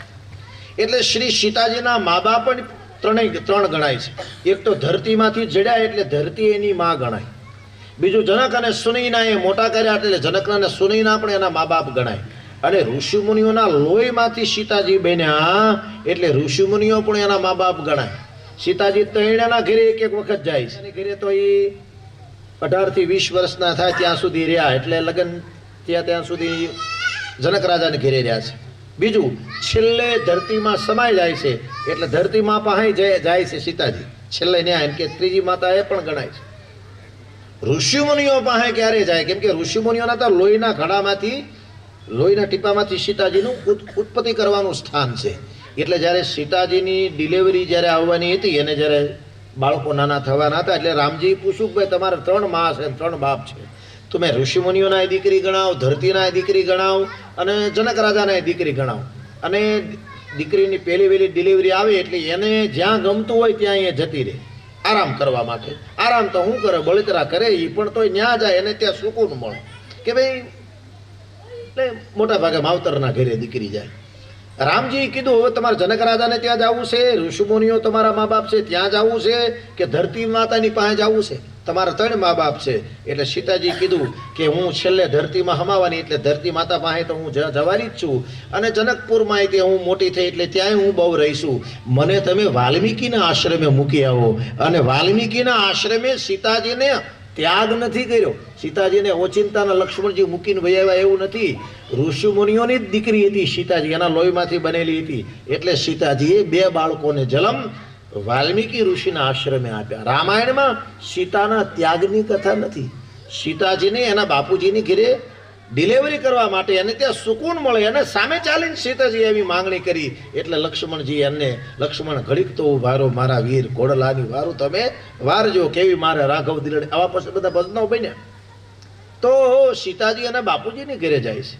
તો આવા જગદંબા શ્રી સીતાજી જેના 3 મા બાપ છે. અને સીતાજી એટલે આમ રામાયણનું બિલકુલ મૌન પાત્ર સીતાજી છે. સીતાજી અને દ્રૌપદી બંને પાત્રોના હામાં લાવીએ તો બંને જગદંબાનું રૂપ ગણાય. દ્રૌપદી યજ્ઞકુંડમાંથી પ્રગટ થયા અને સીતાજી ધરતીમાંથી પ્રગટ થયા. દ્રૌપદી આમ બહુ વાચાળ છે, બોલ બોલ બહુ કરે છે. દ્રૌપદી આમ ઘણા બહેનોને એવો ટેવ હોય, આમ બોલ બોલ બોલ બોલ બોલ બોલ માથું કાણું કરી નાખે, બોલ બોલ બોલ બોલ બોલ બોલ ચાલુ જ હોય. ઓલો કંટાળી જાય બિચારા, હવે આ તો બોલવાનું બંધ કરતો સારું છે. અને અમુકને એવી ટેવ હોય જરૂર પૂરતું જ બોલે, બહુ ન બોલે, એને બહુ બોલવાની ટેવ ન હોય. આમ 2-3 વખત બોલાવે તો એકાદી વખત જવાબ દે, એ આમ મનમાં બધું રાખે. અને અમુકનું ટેવ હોય મનમાં રાખે જ નહીં, મોઢે જ કહી દે ને તમને, મોઢે જ સીધું જાવ સોખા છોડી દે. એટલે આમ દ્રૌપદી બહુ વાચાળ છે, સીતાજી વાચાળ નથી, સીતાજી મૌન છે. આમ દ્રૌપદી બોલતા હોય તો આમ એની વાણીમાંથી અંગાર ખરતા હોય એવું લાગે. મહાભારતમાં જ્યારે પણ ભીમ પાસે આવીને કહે છે, ભીમ શું તમે 5 ભાઈઓ થઈને મને હારી ગયા જુગારમાં? ભીમે વળી પૂછ્યું તમે માથામાં તેલ કેમ નથી નાખતા? દ્રૌપદી વળી પાછું આમ ઉગ્ર વાણીમાં કીધું કે જ્યારે દુશાસનની છાતીનું લોહી લાવો અને લોહી મારા વાળમાં નાખું પછી હું તેલ નાખી, ત્યાં સુધી તેલ લઈ નાખું. જાઓ મારા વાળ હું ખુલ્લા રાખીશ, ત્યાં સુધી દ્રૌપદી માથામાં તેલ નથી નાખતા. અને પછી પેલા ભીમ દુશાસનની છાતીનું લોહી પેલા છાપકામાં લઈને આવે છે દ્રૌપદીના માથામાં. આવી રીતના દ્રૌપદી અગ્નિ સ્વરૂપા છે રામ મહાભારતની અંદર. કેમ કે યજ્ઞકુંડમાંથી ઉત્પન્ન થયા. હવે યજ્ઞની જ્વાળામાંથી ઉત્પન્ન થયા હોય તો ભાઈ જેવા તેવા હોય નહીં, એ આમ એકદમ જ્વાળા જેવા છે. અને સીતાજી એકદમ શાંત છે, કેમ કે ધરતી સહનશીલતાની દેવી છે, એમાંથી સીતાજીનું પ્રાગટ્ય થયું એટલે બહુ શાંત છે. સીતાજી રામાયણમાં બહુ બોલ્યા હોય એવું મને નથી લાગતું. સીતાજી બહુ શાંત છે, ગમે એટલું દુઃખ પડે સીતાજી કંઈ બોલતા નથી. છેલ્લે તો લોક અપવાદ ઉઠ્યો કે ભાઈ રાવણની લંકામાં આટલા સમય સીતાજી રહ્યા, એની પવિત્રતાનું પ્રમાણ શું? અને સમાજે એમ કીધું કે સીતાજી હવે તમે અગ્નિ પરીક્ષા આપો. ત્યારે સીતાજી અગ્નિ પરીક્ષા ના આપી, ધરતી માતાને કીધું કે જો મન વચન કર્મથી હું અનન્ય રામની જ દાસી બનીને મેં પરપુરુષની સામે ઊંચી નજર કરીને જોયું ન હોય તો હે ધરતી માતા તમે હવે મને માર્ગ દઈ દો. ધરતી ફાટી અને સીતાજી સીધા જ ધરતીમાં સમાઈ ગયા. પણ સીતાજીએ રામને ક્યારે ન કીધું કે તમે મને આટલું બધું દુઃખ દો છો. સીતાજી આમ બહુ બોલતા જ નથી, એકદમ મૌન પાત્ર સીતાજીનું છે. એટલે સીતાજીની ભક્તિ કરનાર વ્યક્તિની મતિ નિર્મળ થાય. એનું કારણ સીતાજી શાંત બહુ છે. એટલે તુલસીદાસજી મહારાજે નિર્મળ શબ્દ વાપર્યો. જનક સુતા જગ જનની માં જાનકી અતિશય પ્રિય કરુણા નિધાન કી તાકે જુગપદ કમલ મનાવો તાકે જુગ પદ કમલ મનાવો જાસુ કૃપા નિર્મલ મતિ પાવહુ જાસુ કૃપા નિર્મલ મતિ પાવહુ નિર્મળ મતિ પાવહુ. જેની કૃપાથી મારી મતિ નિર્મળ થાય. કેમ કે સીતાજી બહુ શાંત છે. સીતાજીનું ભજન કરનારા વ્યક્તિને ધીરજ સતત મળતી રહે છે. કેમ કે સીતા ધીરજની દેવી છે. એવા ધીરજના દેવી ભગવતી શ્રી સીતાજીને નમસ્કાર કર્યા. સીતાજી એટલે એક બહુ જ મોટું અને રામાયણનું એક બહુ જ વિશેષ પૂર્ણ પાત્ર એટલે સીતાજી છે. સીતાજીને નમસ્કાર કર્યા અને છેલ્લે હવે ભગવાન રામને નમસ્કાર કરી રહ્યા છે. રાજીવ નયન ધરે ધનુષાયક રાજીવ નયન ધરે ધનુષાયક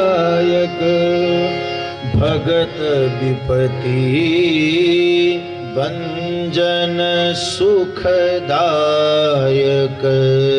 ભગત વિપતિ ભંજન સુખદાયક રાજીવ નયન ધરે ધનુષાયક. રામજીના નેત્રો ખૂબ સુંદર છે.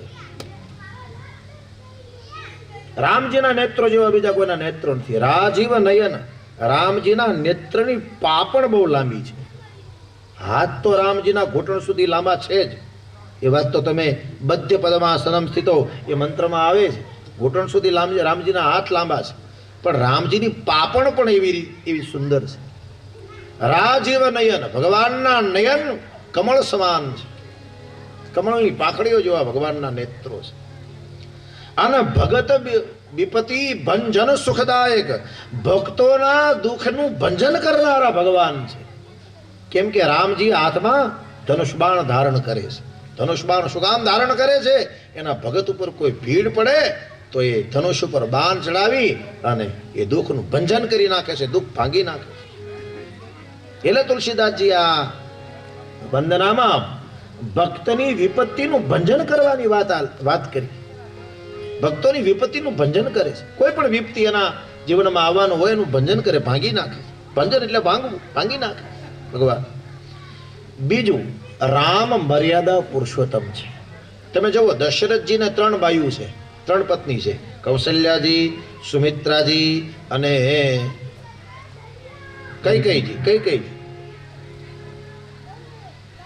સીતાજીની હારે રામજીના લગ્ન થઈ ગયા અને રામજી પરણીને ઘરે આવી ગયા. પછી ઘણો સમય વીત્યો અને એક વખત સભામાં બેઠા છે રામજી અને દશરથજી જાહેરમાં રામજીને કીધું કે ભાઈ ધનુષ ભાંગ્યું ને સીતાને તમે પરિણાય તો બરાબર છે, પણ હજી તમારી લગ્ન કરવાની ઈચ્છા હોય તો હજી હું તમને પરણાવવા તૈયાર છું. આમ દશરથજીએ રામજીને કીધું.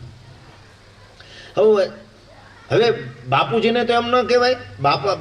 દીકરો તો કઈ બાપાને એમ ન કે તમે 3 બાયું શું કામ કરી, એમ એ તો કહેવાય જ નહીં ને. સવાલ નહીં. એને જે લાગ્યું એને કર્યું. પણ રામજી એ જોયું કે મારા બાપુજીને 3 પત્ની છે તો અયોધ્યામાં બીજા ઘણા એવા હતા. એના કોઈને 5 પત્ની હતી, કોઈને 4 પત્ની હતી, કોઈને 6 પત્ની હતી. કે આપણા રાજાને 3 છે તો આપણે 5 કરવામાં શું વાંધો? એક વાસણ ઉટકશે, એક હંજવારી પોતા કરશે, એક રસોઈ બનાવશે, બધાને નોખાનો વિભાગ હોપી દેવું અને બેનું હેપીને રસોઈનું બધું કરે અને એ મજાનો આનંદ કરે.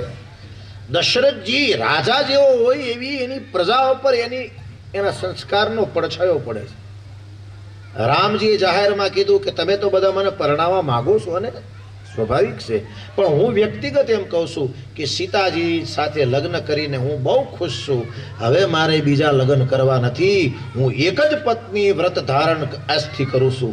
મારે એક જ પત્ની, હું બાકીની બધી સ્ત્રીઓ મારા બેન સમાન છે. આમ રામજીએ ભર સભામાં પ્રતિજ્ઞા લીધી ત્યારે બધાને એમ થયું કે અરે આપણા રાજાને એક પત્ની હોય તો આપણે બીજી ન કરાય. આમ એક પત્ની વ્રત રામજીએ આ મર્યાદા સ્થાપી છે. દશરથજીને જરાક ગોઠપ પડી કે મારો છોકરો તો મારાથી આગળ નીકળ્યો, મેં 3 બાયું કરી પણ મારા છોકરાએ તો એક જ પત્ની. હવે રામજીએ આદર્શ સ્થાપ્યો છે. બાપુજીને કઈ કેવું ના પડ્યું, ઠપકોય ન આપ્યો, પણ દશરથજીને નીચા જોયું થયું. એવું છોકરો જીવન જીવવો કે બાપને એમ થયું આ તો મારાથી આગળ નીકળી ગયો. આવું દશરથજીના આ પુત્ર ભગવાન શ્રી રામનું જીવન છે, આદર્શ જીવન છે. રામજી મર્યાદા પુરુષોત્તમ છે. રામજીએ કોઈ જગ્યાએ આજ્ઞાનો ઉલ્લંઘન પ્રસંગ નથી. રામજી બહુ શાંત છે. વડીલો એમ કહેતા કે બાળપણ ભગવાન કૃષ્ણ જેવું હોવું જોઈએ અને યુવાની મર્યાદા પુરુષોત્તમ રામ જેવી હોવી જોઈએ અને ઘટપણ ભગવાન મહાદેવ જેવું હોવું જોઈએ. ઘટપણમાં ધ્યાન ધરવું, ધ્યાન ન ધરવી કાંઈ નહીં, આપણે આપણું ધ્યાન રાખીએ તોય ઘણું. ધ્યાન ન ધરાય તો કાંઈ નહીં, આપણું ધ્યાન રાખીએ તોય ઘણું, તોય કાંઈ નુકસાન ન થાય. અને મર્યાદામાં જીવન જીવવાની વાત રામજીએ કરી. એટલે રાજીવ નયન ધરે ધનુષાયક, રાજીવ નયન રાજીવ નયન ધરે ધનુષાયક, ભગત વિપતિ ભંજન સુખદાયક,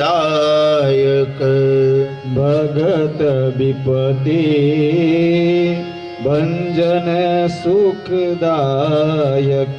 અને છેલ્લી વંદના શ્રી હનુમાનજી મહારાજની કરી છે. મહાવીર બિનવહુ હનુમાના, મહાવીર મહાવીર બિનવહુ હનુમાના, રામ જાશુ જશ આપ બખાના, રામ જાસુ જસ આપ બખાના. ભગવાન શ્રી રામ ના અનન્ય એવા કોઈ સેવક હોય તો શ્રી હનુમાનજી મહારાજ છે. હનુમાનજીના રામાયણમાં 3 સ્વરૂપ દેખાડે છે. એક, વક્તાને હનુમાનજી સતત મદદ કરતા હોય છે. કોઈ પણ રામ કથાના વક્તા હનુમાનજીના આશ્રિત હોય છે. કોઈ પણ રામ કથાના, કેમ કે રામકથા જો એને ગાયું હોય તો હનુમાનજીની શરણાગતિ એને સ્વીકારવી જ પડે. એટલે રામકથાના વક્તા પણ શ્રી હનુમાનજી છે. વક્તા હું જે કાંઈ બોલું છું એ મને ખુદને નથી ખબર હોતી મારે શું બોલાઈ જાય છે. એનું કારણ વ્યાસપીઠ ઉપર કોઈ વ્યક્તિ બેસે ત્યારે હનુમાનજી એને પ્રેરણા કરે છે. તો રામકથાના વક્તા છે શ્રી હનુમાનજી. હું જે બોલું છું આ બધી વાણી શ્રી હનુમાનજીની પ્રેરણાથી બોલી રહ્યો છું. કેમ કે હનુમાનજી વક્તાને પ્રેરિત કરતા હોય છે. એ રીતની એની નિકટતા હોય છે. બીજું, રામ ગુણગાનના સાંભળવાના રસિક છે હનુમાનજી.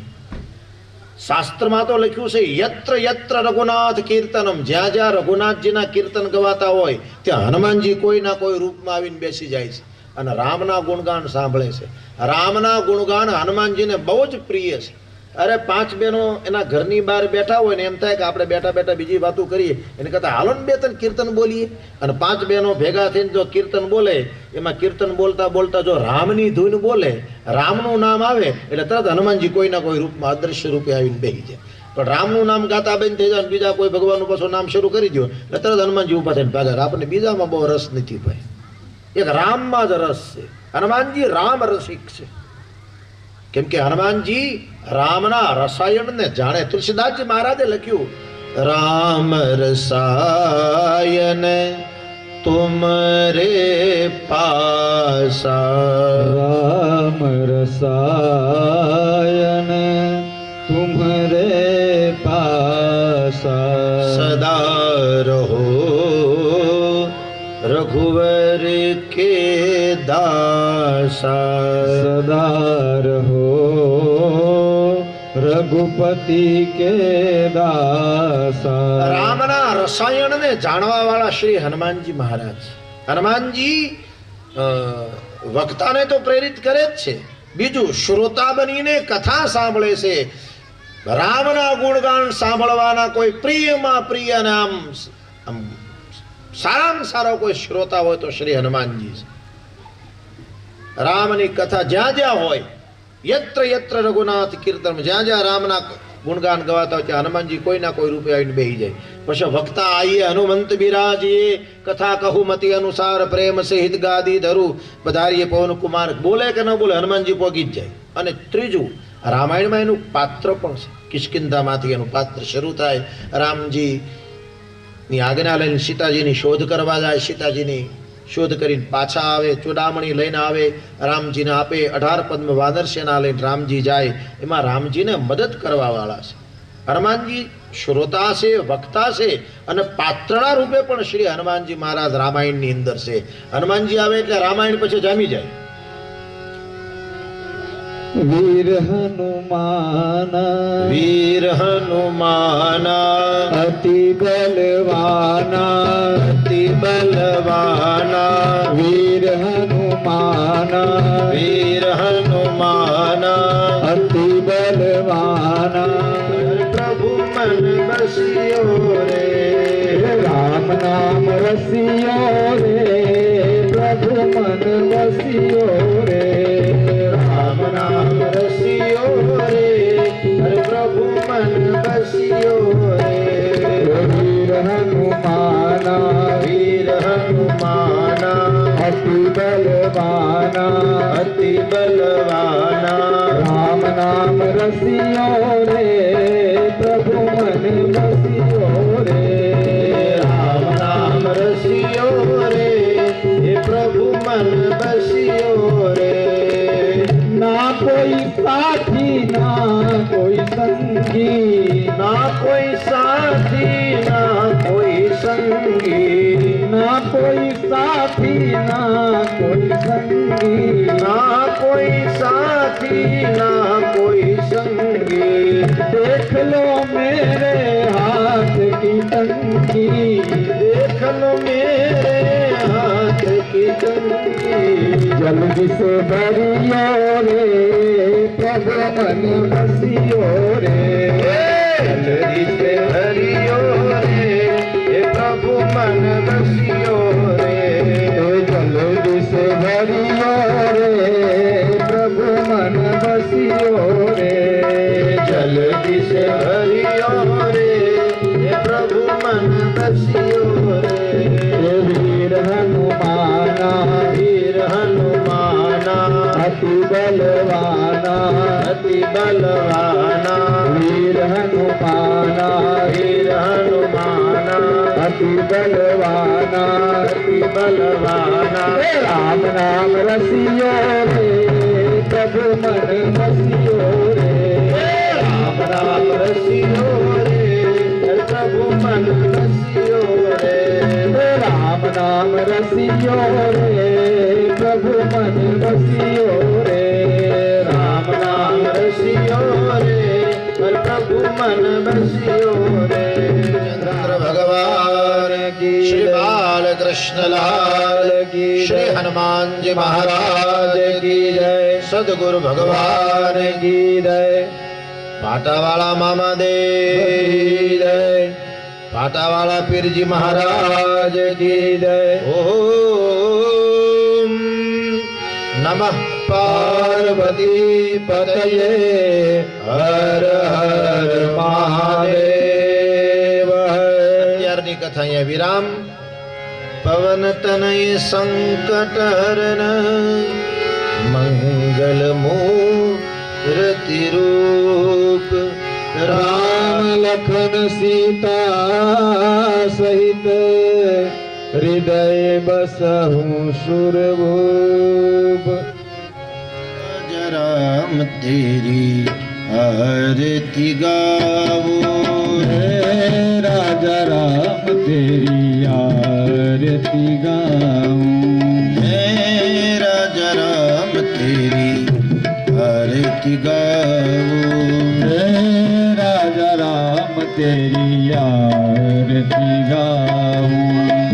आरती गाऊं प्यारे तुम कोर जाओ राजा राम तेरी आरती गाऊं राजा राम तेरी आरती गाऊं कनक सिंहासन दशरथ नंदन जनक किशोरी दशरथ नंदन जनक किशोरी युगल सभी को सदा निहारो युगल छवि को सदा ही निहारो हे राजा राम तेरी आरती गाओ हे राजा राम तेरी आरती गाऊं वाम भाग शोभित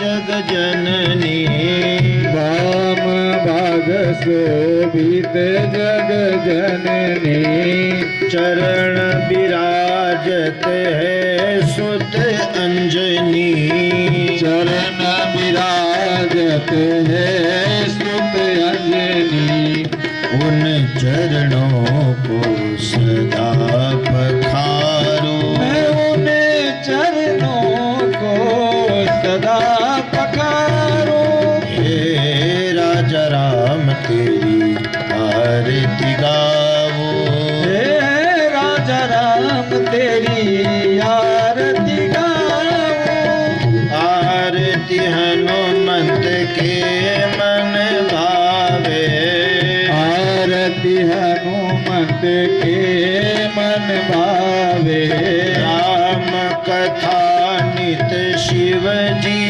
गावे राम कथा नित शिव जी गावे राम कथा को हृदय में उतारो राम कथा को हृदय में उतारो हे राजा राम तेरी आरती गाओ हे राजा राम तेरी आरती गाऊं चरणों से निकले गंगा प्यारी वंदन करती दुनिया चारी दुनिया सारी पर इन चरणों पे शीश धराओ मैं उन चरणों में शीश धराऊं अरे तेरी आरती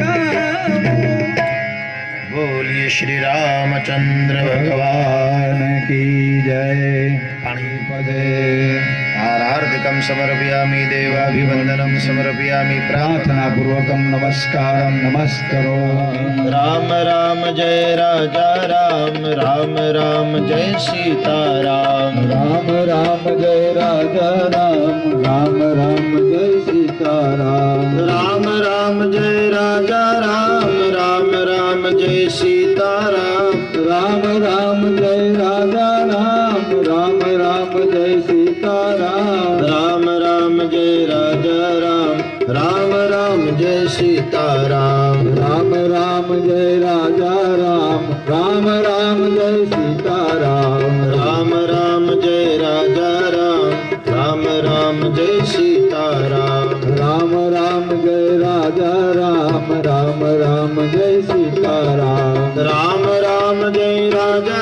राम राम राम जय सीताराम राम राम जय राजा राम राम राम जय सीताराम राम राम जय राजा राम राम राम जय सीताराम राम राम जय राजा राम राम राम जय सीताराम